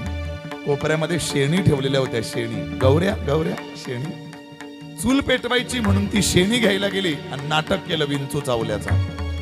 अहो विंचू चावलाय, फार वेदना होतात, प्रचंड दाह होतोय, प्रचंड ठणका बसलाय, वेदना होतात, थोड्या वेदना माझ्या तुम्ही घ्या ना, अशी ती त्या वाल्या कोळ्याला सांगायला लागली.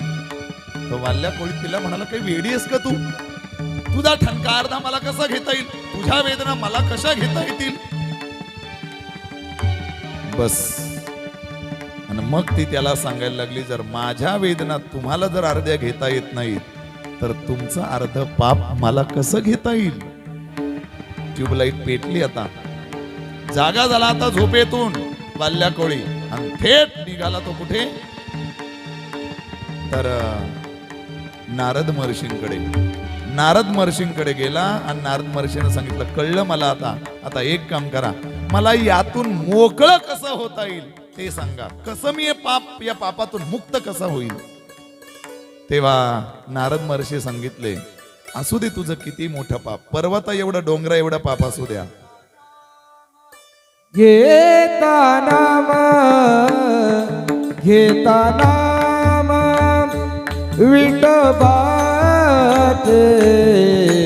परिवत जळते पापाचे, परिवत जळते पापाचे, परिवत जळते पापाचे. घेता नाम, घेता नाम, घेता नाम, घेता नाम, घेता नाम विठोबाचे,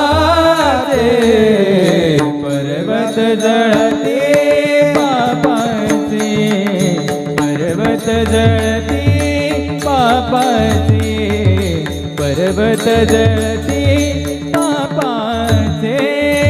ऐका नामाचा महिमा, ऐका नामाचा महिमा, ऐसा नामाचा महिमा, ऐसा नामाचा महिमा.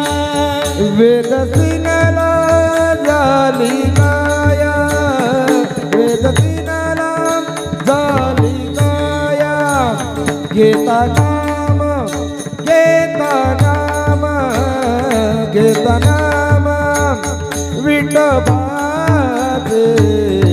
परिवत पापाचे, परिवत जळते पापाचे, परिवत जळते पापाचे. घेता नाम, घेता नाम, घेता नाम विठोबाचे, पर्वत जळती पापाचे, पर्वत जळती पापाचे, पर्वत जळती पापाचे.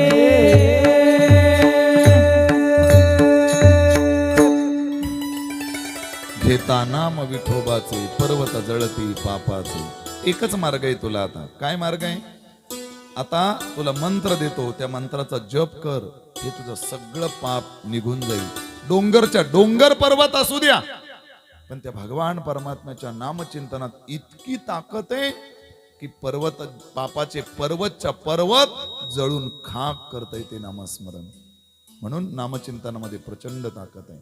नाम संकीर्तन साधन पै सोपे जळतील पापे जन्मांतरीची. याच जन्माचं नाही, अनंत जन्माची पाप जळून राख झाल्याशिवाय राहणार नाहीत. इतकी नामस्मरणात ताकद आहे. आणि म्हणून नारद महर्षींनी त्या वाल्या कोळ्याला मंत्र दिला, आसन लावलं, बैस इथे, आणि राम नामाचा मंत्र दिला. राम नामाचा. पण त्याला राम म्हणताच येत नव्हता. का? पापच एवढं होतं का राम म्हणताच येत नव्हतं. म्हणून शास्त्राचा सिद्धांत आहे, देवाचं नाव कोणाच्या मुखाला येतं तर ज्याचं पुण्य आहे त्याच्याच मुखाला देवाचं नाव येतं, अन्यथा देवाचं नाव कोणाच्याही मुखाला येत नाही. कीर्तनात, कथेत बसलेली लोक देवाचं नाव घेत नाही. घरची झोपलेली त्यांचं सोडून द्या, सोडून द्या. मंडपात कथेमध्ये बसू नाही. ज्याच्या मुखाला नाम येत नाही स्वतःच स्वतः समजून जायचं आपण, आपलं पाप अजून खूप शिल्लक आहे. आणि म्हणून पाप देवाचं नाव येऊ देत नाही, मुखामध्ये येऊ देत नाही. पुण्य असावं लागतं त्याला. म्हणून ते प्रचंड पाप असल्यामुळं राम नामाचा मंत्र दिला, पण त्याला राम म्हणताच येत नव्हता. ते उलटा म्हणायचा, काय? मरा म्हणायचा, मरा मरा मरा. पण ते नारद महर्षी त्याला म्हणले, असू दे, काय हरकत नाही, मरा तर मरा म्हण. त्या मराचा एक दिवस राम होईल. तुम्ही घरी गेल्यानंतर प्रयोग करा, मरा मरा मरा मरा असं म्हणा, बघा त्याचा कधी राम होऊन जातो कळणारच नाही तुम्हाला.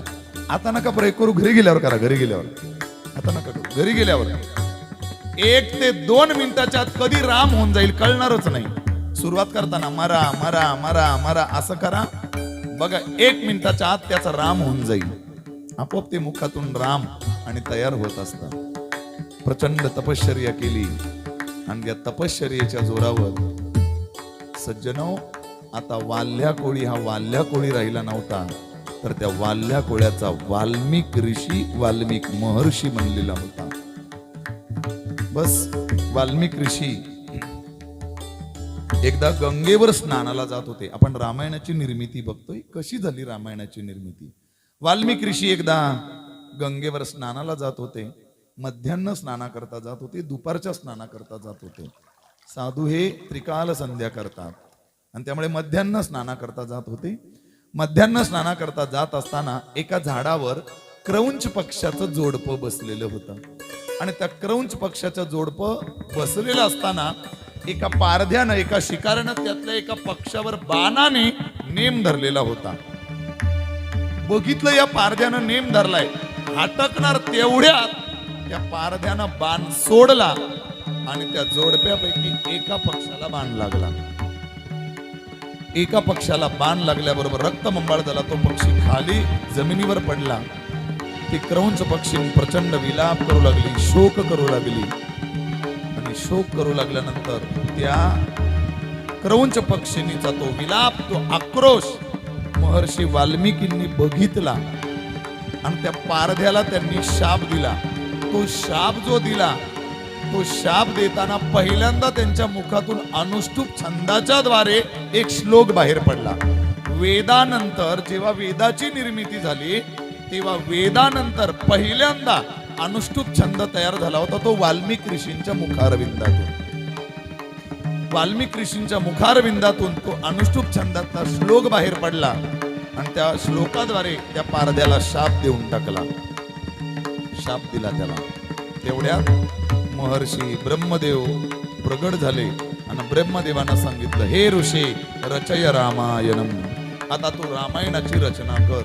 आणि त्या ब्रह्मदेवाच्या आदेशानुसार महर्षी वाल्मिकींनी जो ग्रंथ निर्माण केला त्या ग्रंथाचं नाव आहे रामायण.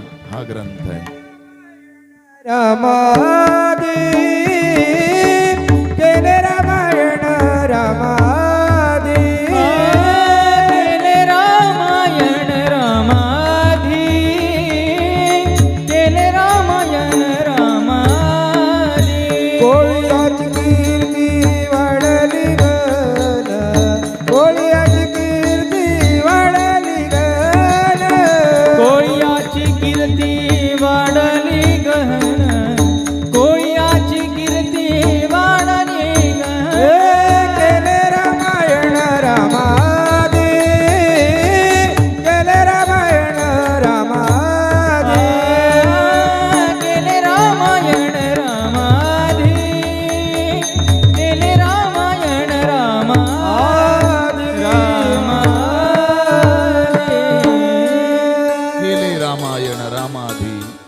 अर्थात महर्षी वाल्मिकींच्या द्वारा या रामायणाची खऱ्या अर्थाने निर्मिती झाली. भगवान परमात्मा केव्हा अवताराला येतो, कधी अवतीर्ण होत असतो, तर भगवान परमात्मा अवतीर्ण होण्याची शास्त्रानं 2 अत्यंत महत्वाची कारणं सांगितली आहेत.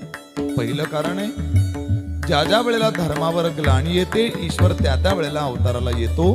यदा यदा हि धर्मस्य ग्लानिर्भवति भारत अभ्युत्थानमधर्मस्य तदात्मानं सृजाम्यहम्. अर्जुना, हे भारता, यदा यदा हि धर्मस्य ग्लानिर्भवति, जेव्हा जेव्हा धर्मावर ग्लानी येते, तदात्मानं, तेव्हा मी स्वतः, अभ्युत्थानमधर्मस्य, मी स्वतः आणि धर्माच्या रक्षणाकरता मी अवतीर्ण होत असतो. कारण नंबर 2, केव्हा ईश्वर अवताराला येतो, काय कारण आहे, तर ईश्वर अवताराला येण्याचं दुसरं अत्यंत महत्वाचं कारण आहे, साधू संतांच्या रक्षणाकरता भगवान परमात्मा या भूतलावर अवताराला येत असतो. तुकोबाराय एकाच चरणामध्ये दोन्ही कारण धर्म रक्षावया अवतार घेसी, अधर्म रक्षावया अवतार घेसी, धर्म रक्षावया अवतार घेसी, धर्म रक्षावया अवतार घेसी. आपुल्या पायीसी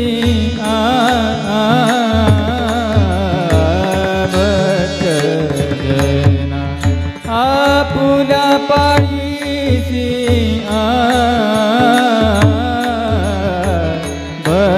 भक्तजना, अंबरुषीसाठी जन्म सोसिले, अंबरुषीसाठी जन्म सोसिले, आपुल्या पायीसी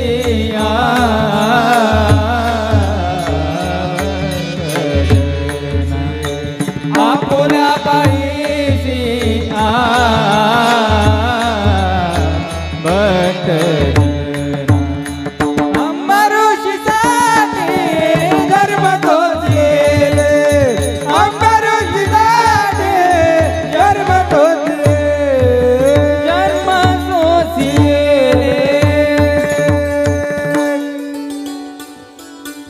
भगवान परमात्मा अवताराला येतो, त्याची काही कारणं असतात. प्रभू रामरायाचा अवतार या भूतलावर झाला, त्याची रामायणामध्ये महर्षी वाल्मिकींनी 13 कारणं सांगितली. 13 कारणं.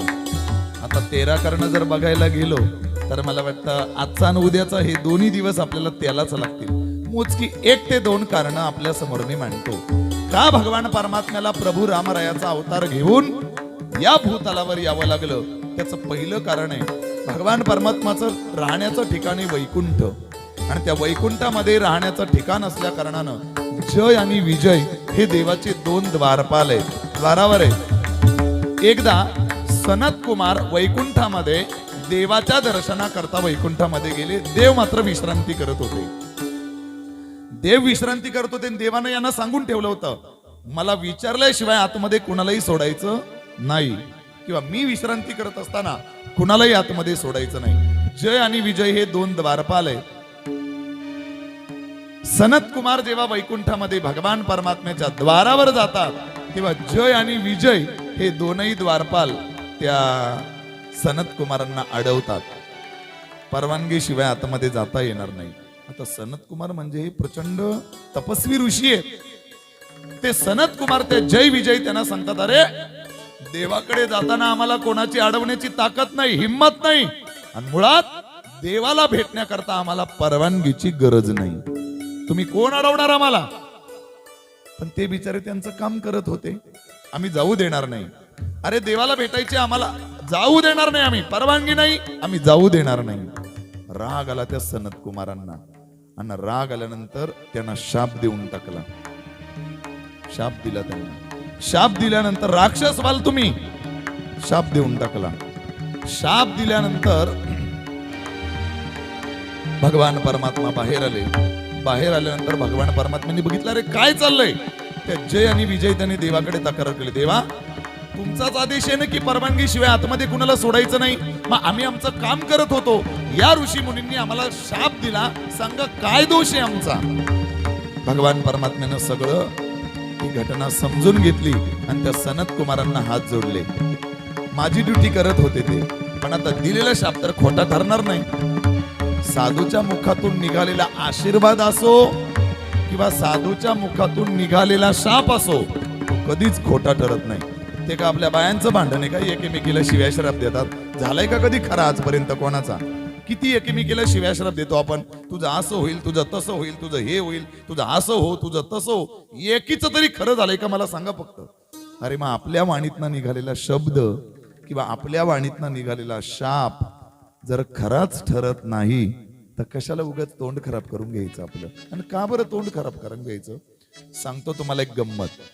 समोरची शेजारची बाई जर तुमच्याशी भांडायला लागली तर तुम्ही एकच काम करायचं, गप राहायचं फक्त. तिने शिवी दिली का तुम्ही इकडून म्हणायचं रामकृष्ण हरी.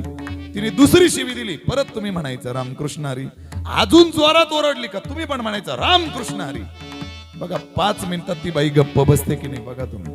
भांडणच होणार नाही. तोंडाला तोंड लावू नका, भांडण करू नका. जय विजय म्हणाले, देवा तुम्ही सोडवा येत ना आम्हाला, पण आता दिलेला शाप आहे, खोटा कसा ठरेल? मग देव त्या सनत कुमारांना म्हणाले, बघा शाप द्या ना, काहीतरी शाप द्या. मग त्यांनी शाप दिला. काय शाप दिला? जर तुम्ही देवाची भक्ती केली तर 7 जन्मामध्ये तुम्ही मुक्त व्हाल, आणि जर तुम्ही देवाला विरोध केला तर 3च जन्मामध्ये तुम्ही मुक्त व्हाल. कळतंय ना मी काय बोलतोय ते? शाप दिला त्यांना. तुम्हाला मुक्त व्हायचंय, मी दिलेल्या शापातून मुक्त व्हायचंय, हो मुक्त व्हायचंय. मग पर्याय शाप दिला. देवाची भक्ती करून 7 जन्मामध्ये मुक्त व्हाल, आणि देवाला विरोध करून 3च जन्मामध्ये तुम्ही मुक्त व्हाल. बोला काय पर्याय स्वीकारायचा आहे? ते जय विजयने विचार केला, देवाची भक्ती करून 7 जन्म घेण्यापेक्षा देवाला विरोध करून आपण 3च जन्मामध्ये काय होऊन जाऊ? मुक्त होऊन जाऊ. देवा आम्हाला विरोध करण्याचा 3 जन्म आम्हाला मान्य आहे. मग तेच जय विजय पुढच्या जन्मामध्ये हिरण्यकश्यपू आणि हिरण्याक्ष झाले. त्यांचा तो पहिला अवतार संपला.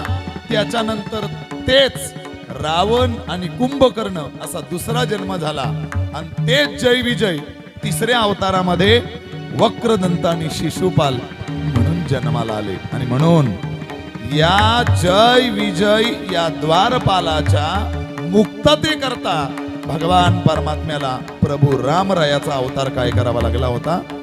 घ्यावा लागला होता. कारण नंबर 2, का देवाला अवताराला यावं लागलं होतं? तर जालंधर नावाचा एक राजा आहे आणि वृंदा नावाची त्याची पत्नी आहे. अत्यंत पतिव्रता आहे, प्रचंड पतिव्रता आहे. वृंदाच्या पातिव्रत्याच्या जोरावर जालंधर नावाचा राजा हा अजय बनलेला आहे. कुणीच त्याला हरवत नाही, पराजितच करत नाही त्याला कोणी. सगळ्या देवांवर देखील प्रचंड देवांच्या सोबत त्याने युद्ध केलं, पण देवांना देखील तो राजा पराजित झाला नाही. सगळे देव भगवान परमात्म्याकडे गेले, भगवान विष्णूकडे गेले, आणि त्यांनी सांगितलं, देवा काही कर, या जालंधराच्या त्रासापासून आम्हाला सोडव. प्रचंड त्रास देतोय तो आम्हाला, खूप त्रास देतोय. मग देव म्हणाले, तो जालंधर राजा तसा पराजित होऊच शकत नाही. तो जो युद्ध करतोय त्याला जी ताकद मिळते ती त्याची ताकद नाही. कुणाची ताकद मिळते? त्याची पत्नी जी वृंदा आहे, जी प्रचंड पातिव्रत्य आहे, तिच्याकडनं ताकद मिळते. मग त्याला जर पराजित करायचं असेल तर पहिल्यांदा त्याच्या पत्नी वृंदेचं तुम्हाला पातिव्रत्य नष्ट करावं लागेल. मग देवा तू सोडवूयात ना, ठीक आहे, तुम्ही जालंधराबरोबर युद्ध करा, मी तिचं इकडे पातिव्रत्य भंग करतो. देवांनी त्या जालंधर राजाबरोबर युद्धाला तिकडे सुरुवात केली रणांगणामध्ये. आणि भगवान विष्णूनं काय केलं? तिच्याच पतीचं म्हणजे जालंधराचं रूप घेतलं आणि तिच्या महालामध्ये आला. तिच्या महालामध्ये बसल्यानंतर त्या वृंदानं आपला पती थकून भागून युद्धातून आलाय म्हणून त्याची सेवा केली, त्याला पाणी दिलं, सगळं काही करून घेतलं. आणि मग कोणीतरी तिला सांगत आलं, अगं तुझा पती तिकडे, इकडे परपुरुषाची सेवा घडल्यामुळे ताबडतोब जालंधर नावाच्या राजाचं ती शक्ती सगळी संपुष्टात आली आणि देवांच्याकडून जालंधर राजा ठार मारला गेला. कोणीतरी सांगत आलं जालंधर मारला गेला, जालंधर मारला गेला. ती म्हणाली काही वेळेत का, माझा पती माझ्या समोर माझ्या महालात बसलेला आहे. आणि मग तिच्या लक्षात आलं की हा माझा पती नसून हा प्रत्यक्ष भगवान विष्णू आहे. राग आला तिला, राग आला तिला. आणि त्या जालंधर नावाच्या त्या राजाच्या पत्नीने, त्या वृंदाने त्या भगवान विष्णूला शाप दिला. काय शाप दिला? माझ्या पतीच्या गैरहजेरीत तू माझी पातिव्रत्य भंग केलं. जा, माझा शाप आहे तुला. तुझ्या देखील गैरहजेरीत तुझ्या पत्नीचं अपहरण होईल आणि प्रचंड त्याचा त्रास तुला सहन करावा लागेल. आणि म्हणून या वृंदाचा शाप खरा करण्याकरता भगवान रामरायाला काय घ्यावा लागला होता? तर अवतार या भूतलावर आणि घ्यावा लागला होता. खूप कारण आहेत, माझी वेळ संपत आलेली आहे. 5:30 पर्यंत मला आज कथा करायची आहे. त्यामुळे कधीतरी योग मिळाला तर नक्कीच आपण पुढची कारण बघूया. 13 कारण आहेत, एकूण 13 कारण. अशा अनेक वेगवेगळ्या कारणांच्यामुळे भगवान परमात्म्याला, त्यातलं सगळ्यात महत्वाचं कारण शेवटचं म्हणतो, जन्मकथेकडे वळतो. स्वयंभू नावाचा राजा आहे, स्वयंभू मनू आणि शतरूपा नावाची पत्नी आहे. दोघांनी प्रचंड तपश्चर्या केली, प्रचंड तपश्चर्या. भगवान त्यांना प्रसन्न झाले आणि प्रसन्न झाल्यानंतर भगवान परमात्मा त्यांना विचारतायत, सांगा प्रसन्न आहे मी तुमच्यावर, काय वरदान पाहिजे तुम्हाला, काय पाहिजे माझ्याकडनं? स्वयंभू मनू आणि शतरूपा भगवान परमात्म्याला सांगायला लागले, आम्हाला काहीच नको, एकच इच्छा आहे आमची. काय इच्छा आहे? देवा, तू एकदा तरी आमच्या पोटी जन्म घ्यावास. भगवान विष्णू स्वयंभू मनू आणि शतरूपेला सांगतात, आता या जन्मात ते शक्य नाही, पण पुढच्या जन्मात मी तुमच्या पोटी तुमचा मुलगा म्हणून येईल. तोच स्वयंभू मनू पुढच्या जन्मामध्ये राजा दशरथ झाला. तीच शतरूपा पुढच्या जन्मामध्ये कौसल्या झाली आणि त्या दोघांच्या पोटी प्रभू रामचंद्र काय झाले? अवताराला आले. अर्थात स्वयंभू मनू आणि शतरूपा या दोघांचा तपश्चर्येचा ते वरदान पूर्ण करण्याकरता भगवान परमात्म्याला काय घ्यावा लागला? राम अवतार या ठिकाणी घ्यावा लागला. अजून एक कारण सांगतो, छोटस कारण आहे, ऐका. नारद महर्षींना जेव्हा आस लागली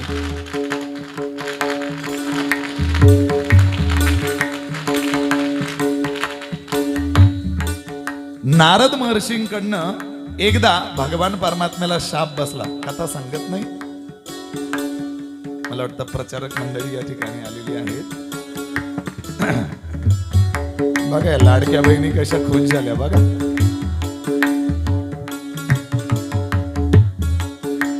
त्या नारद महर्षींकडनं त्या भगवान विष्णू, भगवान परमात्म्याला शाप बसला होता. काय शाप दिला होता? की जसं मी त्या लक्ष्मीसाठी तडपडलो देवा, तसं तुलाही तुझ्या पत्नीसाठी काय करावं लागेल? तडपडावं लागेल, शोक करावा लागेल. नारद महर्षींचा बसलेला तो शाप खरा करण्याकरता भगवान प्रभूला रामरायाच्या रूपामध्ये आणि काय घ्यावा लागला होता? अवतार घ्यावा लागला होता. अयोध्या नावाची नगरी, या अयोध्या नगरीच्या राजाचं नाव आहे राजा दशरथ. या दशरथाला मुख्य 3 राणे, एक आहे कौसल्या, एक आहे सुमित्रा आणि तिसरी आहे कैकेयी. सगळं काही ऐश्वर्य आहे राजाकडे, प्रचंड ऐश्वर्य आहे. पण एवढं सगळं ऐश्वर्य असूनही राजा मात्र दुःखी आहे. का राजा दुःखी आहे? तर त्याचं कारण आहे, राजाच्या पोटीच काही नाहीये, मुलबाळ नाहीये राजाला, मुलगा नाहीये राजाला. आणि म्हणून राजा प्रचंड दुःखी आहे, प्रचंड दुःखी आहे. सगळं काही ऐश्वर्य असून माझ्या पोटी मुलगा नाही, याचा राजाला प्रचंड दुःख होत आहे. आणि म्हणून राजा आपले गुरुवर्य अर्थात वसिष्ठ मुनींना विचारतात, सांगा मला मुलगा होण्याकरता मी काय करू, काय करावं लागेल मला मुलगा होण्याकरता? वसिष्ठ मुनी सांगतात, बघ राजा, पुत्र कामेष्टी नावाचा यज्ञ तुला करावा लागेल. आणि पुत्र कामेष्टी नावाचा यज्ञ केल्यानंतर मग त्या यज्ञातून यज्ञ देवता प्रसन्न होईल. ती यज्ञ देवता प्रसाद घेऊन येईल तो तुझ्या राण्यांना दे, आणि तिन्ही राण्यांनी तो प्रसाद ग्रहण केला की मग नक्कीच तुला मुलगा झाल्याशिवाय राहणार नाही. पण त्याकरता तुला अगोदर 3 सावज मारावी लागतील आणि मगच त्या यज्ञाला सुरुवात करावी लागेल. ठीक आहे गुरुजी, आजच मी जंगलामध्ये सावज मारण्याकरता जातो. राजा दशरथ कधीच शिकारीला जात नव्हता, शिकार करणारा राजा दशरथ नव्हता. पण त्या यज्ञाची अट आणि गुरुजींनी तशी अट टाकल्यामुळे राजा दशरथ शिकारीला जातो. रात्रीची वेळ आहे, शिकार भेटत नाही, शिकार भेटत नाही. पण काही करून शिकार केल्याशिवाय उद्या मला यज्ञाला सुरुवात करता येणार नाही. आणि म्हणून एक तलाव बघितला, एका तलावाच्या जवळपास असलं एक झाड बघितलं. त्या झाडावर राजा बसला. त्याला वाटलं नक्कीच रात्रीच्या वेळेस कुणीतरी सावज या ठिकाणी पाणी पिण्याकरता येईल, बस त्याचा अंदाज मी घेईल आणि बरोबर माझी शिकार संपन्न होईल. राजा झाडावर दबा धरून बसला. काय दुर्दैव आहे, त्याच दिवशी त्याच वेळेला त्याच जंगलातून श्रावण बाळ आपल्या अंध आई वडिलांना कावडीतनं पायी तीर्थयात्रेकरता घेऊन चाललेला होता. श्रावणा, खूप तहान लागले रे, आम्हाला पाणी दे बरं. बघ बरं इथं कुठे पाणी आहे का? श्रावणा, खूप तहान लागले रे. आई, आत्ता पाणी आणतो बघ. एका झाडाखाली ते अंध आई वडील ठेवण्यात आले आणि अंधे आई वडील ठेवण्यात आल्यानंतर श्रावण बाळानं कमंडलू घेतलं. पाणी शोधण्याकरता जंगलामध्ये गेला. चंद्राचा उजेड आहे, त्या चंद्राच्या प्रकाशामध्ये पाणी शोधत शोधत शोधत शोधत नेमकी दुर्दैवानं ज्या तलावावर पोहोचला, ज्या तलावाच्या बाजूला डबा धरून बसलेला राजा दशरथ शिकारी करता बसलेला. कमंडलू बुडवलं आणि बुडवल्यानंतर बुडबुड बुडबुड बुडबुड आवाज झाला. आणि आवाज झाल्यानंतर राजाच्या लक्षात आलं नक्की कोणीतरी सावज इथे पाणी पिण्याकरता आलेला आहे. आवाजाच्या दिशेनं राजा दशरथानं बाण सोडला. तो बाण श्रावण बाळाच्या हृदयाला लागला. आई ग म्हणून जोरात ओरडला, आक्रोश केला. राजाच्या लक्षात आलं, अरे हा तर मनुष्याचा आवाज आहे, काहीतरी गडबड माझ्याकडनं झाले. राजा पटकन झाडावरनं खाली उतरला. त्या तलावावर जाऊन बघितलं तर श्रावण बाळ रक्तबंबाळ झालेला आहे. हृदयाला छातीमध्ये बाण लागलेला आहे. अरे कोण आहेस तू? का आलास इथे? कशासाठी आलास तू? काय करतोस एवढ्या रात्री या जंगलामध्ये? श्रावणानं सांगितलं, माझे आई वडील अंध आहेत, दिसत नाही डोळ्यांनी त्यांना. कावडीतनं पायी तीर्थयात्रेकरता मी काशीला घेऊन चाललोय त्यांना. तहान लागलेली एका झाडाखाली मी त्यांना ठेवलेलं आहे. मी पाणी आणण्याकरता इकडे आलोय. बाण आता खोलवर लागलेलं आहे. मी जगणार नाही, आता मरणार आहे मी. पण माझी विनंती आहे, माझ्या आई वडिलांना प्रचंड तहान लागलेली. माझे आई वडील सुद्धा आता जगणार नाहीत, पण बिना पाण्याचे त्यांना मरता कामा नये. म्हणून राजा, तू पाणी घेऊन जा. पण एक काम कर, एक अट आहे, पाणी पिईपर्यंत कुठलीच घटना त्यांना सांगू नकोस, अन्यथा तडपडून तडपडून मरतील ते. श्रावण बाळ राजा दशरथाच्या मांडीवर डोकं ठेवून आपला प्राण सोडतो. राजाला प्रचंड वाईट वाटलं, खूप मोठं चुकीचं माझ्याकडनं झालंय. पण नाही इलाज आहे. पाणी घेतलं कमंडलू मध्ये. ज्या झाडाखाली श्रावण बाळाचे आई वडील बसलेले शोधत शोधत त्यांच्या जवळ गेला. आवाज पाळा पाचोल्याचा आल्याबरोबर त्यांच्या लक्षात आला आपला श्रावण आलेला आहे. श्रावणा, आलास का रे बाळा? मिळालं का रे पाणी तुला? आता राजा दशरथ येतो, श्रावण बाळ नाहीच आहे. राजा दशरथाला काही बोलता येत नाही. काही बोललं तर लगेच आवाज ओळखतील, हा आमचा श्रावण नाही. जवळ जातो, त्यांच्या हाताला कमंडलूचा स्पर्श करतो. अरे श्रावण, तू बोलत का नाहीस? बोल बरं, नाही मिळालं का पाणी? अरे नसेल मिळालं तर नाही मिळू दे, पण तू बोल बरं, तू रागावू नकोस आमच्यावर. राग आला का तुला एवढ्या रात्री आम्ही पाणी आणायला पाठवल्याचा? बोल श्रावणा, बोल ना. श्रावण बाळ बोलायला तयार नाही, कारण श्रावण बाळ नव्हताच, तो राजा दशरथ होता. नाईलाज झाला आणि त्याच्या आई बापानं अट टाकली, जोपर्यंत तू बोलत नाहीस तोपर्यंत आम्ही पाणीच पिणार नाही. आता मात्र राजाचा नाईलाज झाला. राजानं बोलायला सुरुवात केली, मी तुमचा श्रावणबाळ नाही, मी राजा दशरथ आहे. राजा दशरथ, अरे कोण आहेस तू, का आलास इथे, आमचा श्रावणबाळ कुठं आहे? दुःखी अंतःकरणानं राजा दशरथानं घडलेली सगळी घटना सांगितली. आपला श्रावणबाळ या जगात राहिला नाही हे ऐकल्यानंतर त्या अंध आई वडिलांची काय अवस्था झाली असेल. मला वाटतंय वेगळं आपल्याला सांगायला नको. जगामध्ये सगळ्यात मोठी 3 प्रकारची दुःख आहे. पहिलं दुःख आहे लहान बाळाची आई जाणं, हे जगातलं पहिलं मोठं दुःख आहे. तरुणपणामध्ये आपला पती जाणं हे जगातलं दुसरं मोठं दुःख आहे. आणि तिसरं मोठं दुःख आहे आपल्या उतार वयामध्ये आपल्या डोळ्यात देखत आपला तरुण मुलगा जाणं, हे जगातलं सगळ्यात मोठं तिसरं दुःख आहे. अंध आई वडील आहे, अरे श्रावणबाळ म्हणजे त्यांच्या जीवनाचा आधार आहे, त्यांच्या जीवनाची काठी आहे. आणि नेमकी तीच काठी राजा दशरथा तू आमची हरवलीस रे. एकुलता एक मुलगा, अरे आम्ही मुलाच्या खांद्यावर जायचं राजा, आज तू आमच्या डोळ्या देखत आमच्या मुलाला मारलास, आमच्या डोळ्या देखत आमचा मुलगा हिरावलास राजा. जगू कशासाठी आम्ही आता, जगायचं नाही. अरे आमचं जगणंच तर श्रावणबाळ होता. एकुलता एक मुलगा राजा तू हिरावून घेतलास राजा. आम्ही पाण्याविना जसं आमच्या श्रावणबाळाशिवाय आम्ही तडपडत मरतोय राजा. शाप आहे आमचा तुला, तू देखील असाच पुत्र वियोगाने तडपडत मरशील. शाप दिला राजा दशरथाला आणि श्रावणबाळाच्या आई वडिलांनी प्राण त्याग केला, देह ठेवला. राजा दशरथ प्रचंड दुःखी आहे. राजा दशरथ रात्री घरी गेला. घरी गेल्यानंतर पहिल्यांदा कैकेयीच्या महालात शिरला. घडलेली सगळी घटना कैकेयीला सांगितली. पण काही करून मला मुलगा पाहिजे, त्यामुळे दुसऱ्या दिवशी राजानं पुत्रकामेष्टी यज्ञाची तयारी केली. राजा स्वतः यजमान म्हणून बसलेला आहे, तिन्ही राण्या बसलेल्या आहेत. वशिष्ठ मुनींच्या मार्गदर्शनाखाली यज्ञ पूर्ण झाला आणि यज्ञ पूर्ण झाल्यानंतर त्या यज्ञातून यज्ञ देवता प्रसन्न झाली. यज्ञ देवता प्रसाद घेऊन बाहेर आली आणि प्रसाद घेऊन बाहेर आल्यानंतर त्या यज्ञ देवतेनं सांगितलं, याचे 3 भाग कर आणि तुझ्या 3ही राण्यांना खायला दे.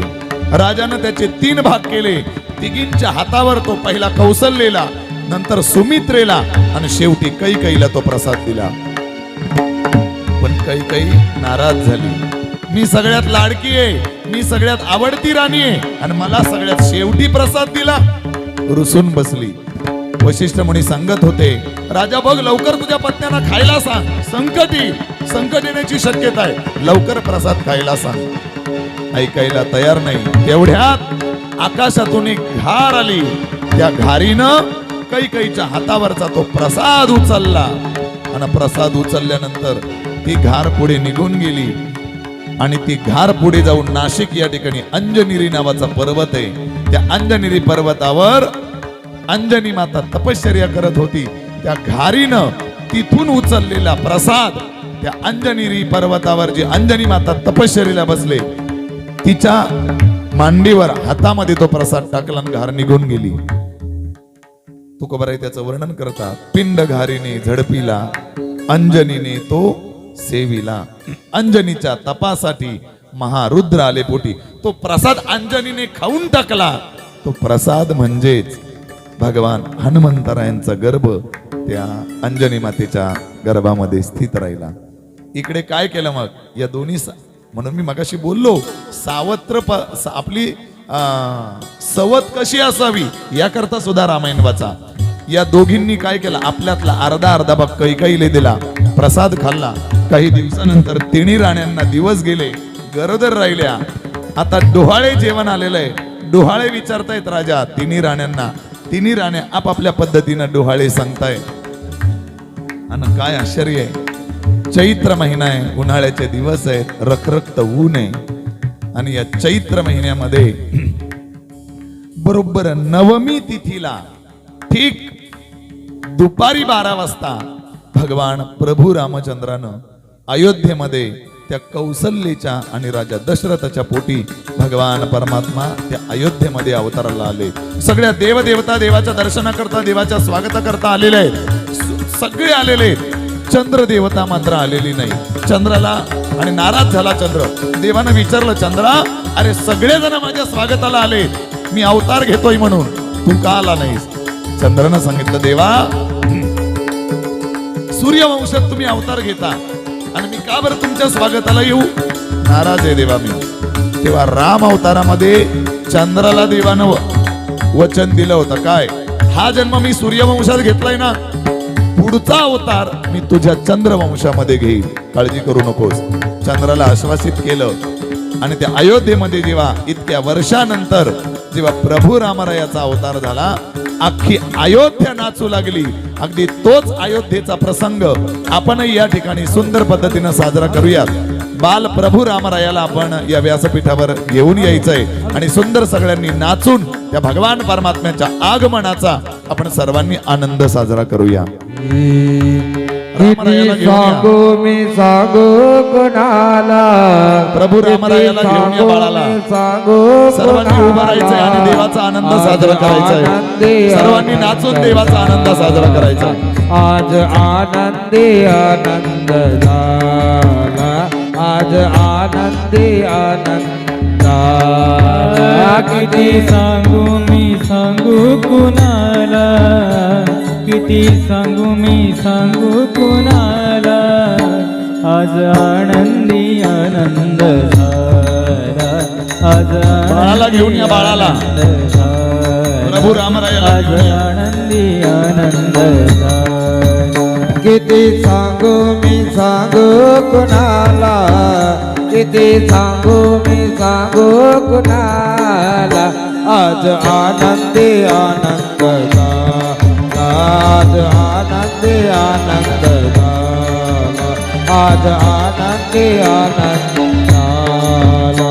किती सांगू मी सांगू कुणाला, किती सांगू मी सांगू कुणाला, आज आनंदी आनंद झाला, आज आनंदी आनंद झाला, आज आनंदी आनंद झाला. हे नवमीच्या दुपारी गा शरईचा काठी अयोध्या अवतरली, नवमीच्या दुपारी गा शरईचा काठी अयोध्या अवतरली.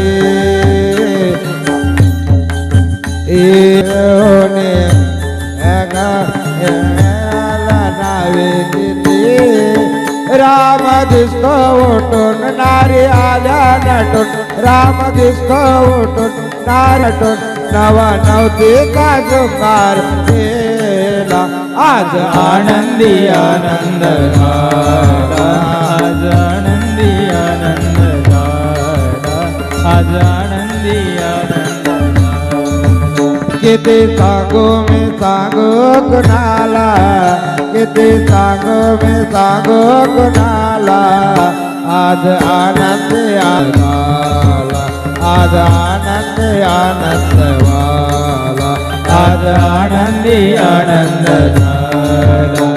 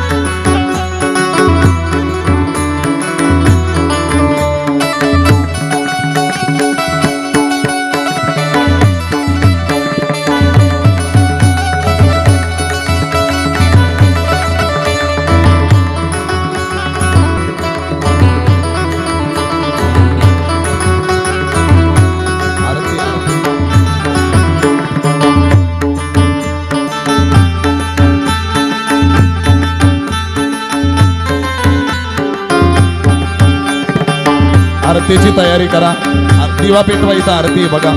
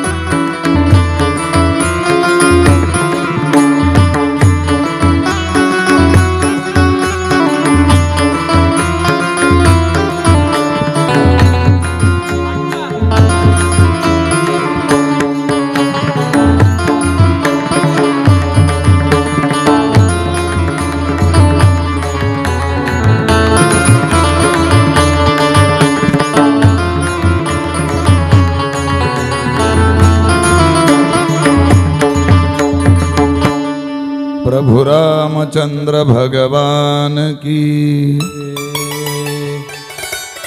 अच्छा, कथेला आपण या ठिकाणी पूर्णविराम देतोय. उद्या भगवान परमात्म्याचा विवाह सोहळा आपण सुंदर पद्धतीने या ठिकाणी आहोत आणि उद्याच भगवान परमात्म्याचं वनवास गमन, राम भरत भेट, चित्रकूट वगैरे या सगळ्या चरित्र उद्या भगवान परमात्म्याचं आपण बघणार आहोत. उद्या ठीक 2:30 वाजता कथेला सुरुवात होईल. सर्वांनी कृपया आपण सूचनेचं व्यवस्थित पालन करायचे. ठीक 2:30 वाजता कथेला सुरुवात होईल. सर्वांनी कृपया याची नोंद घ्यायची.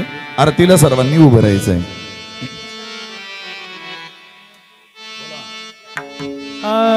करित कलित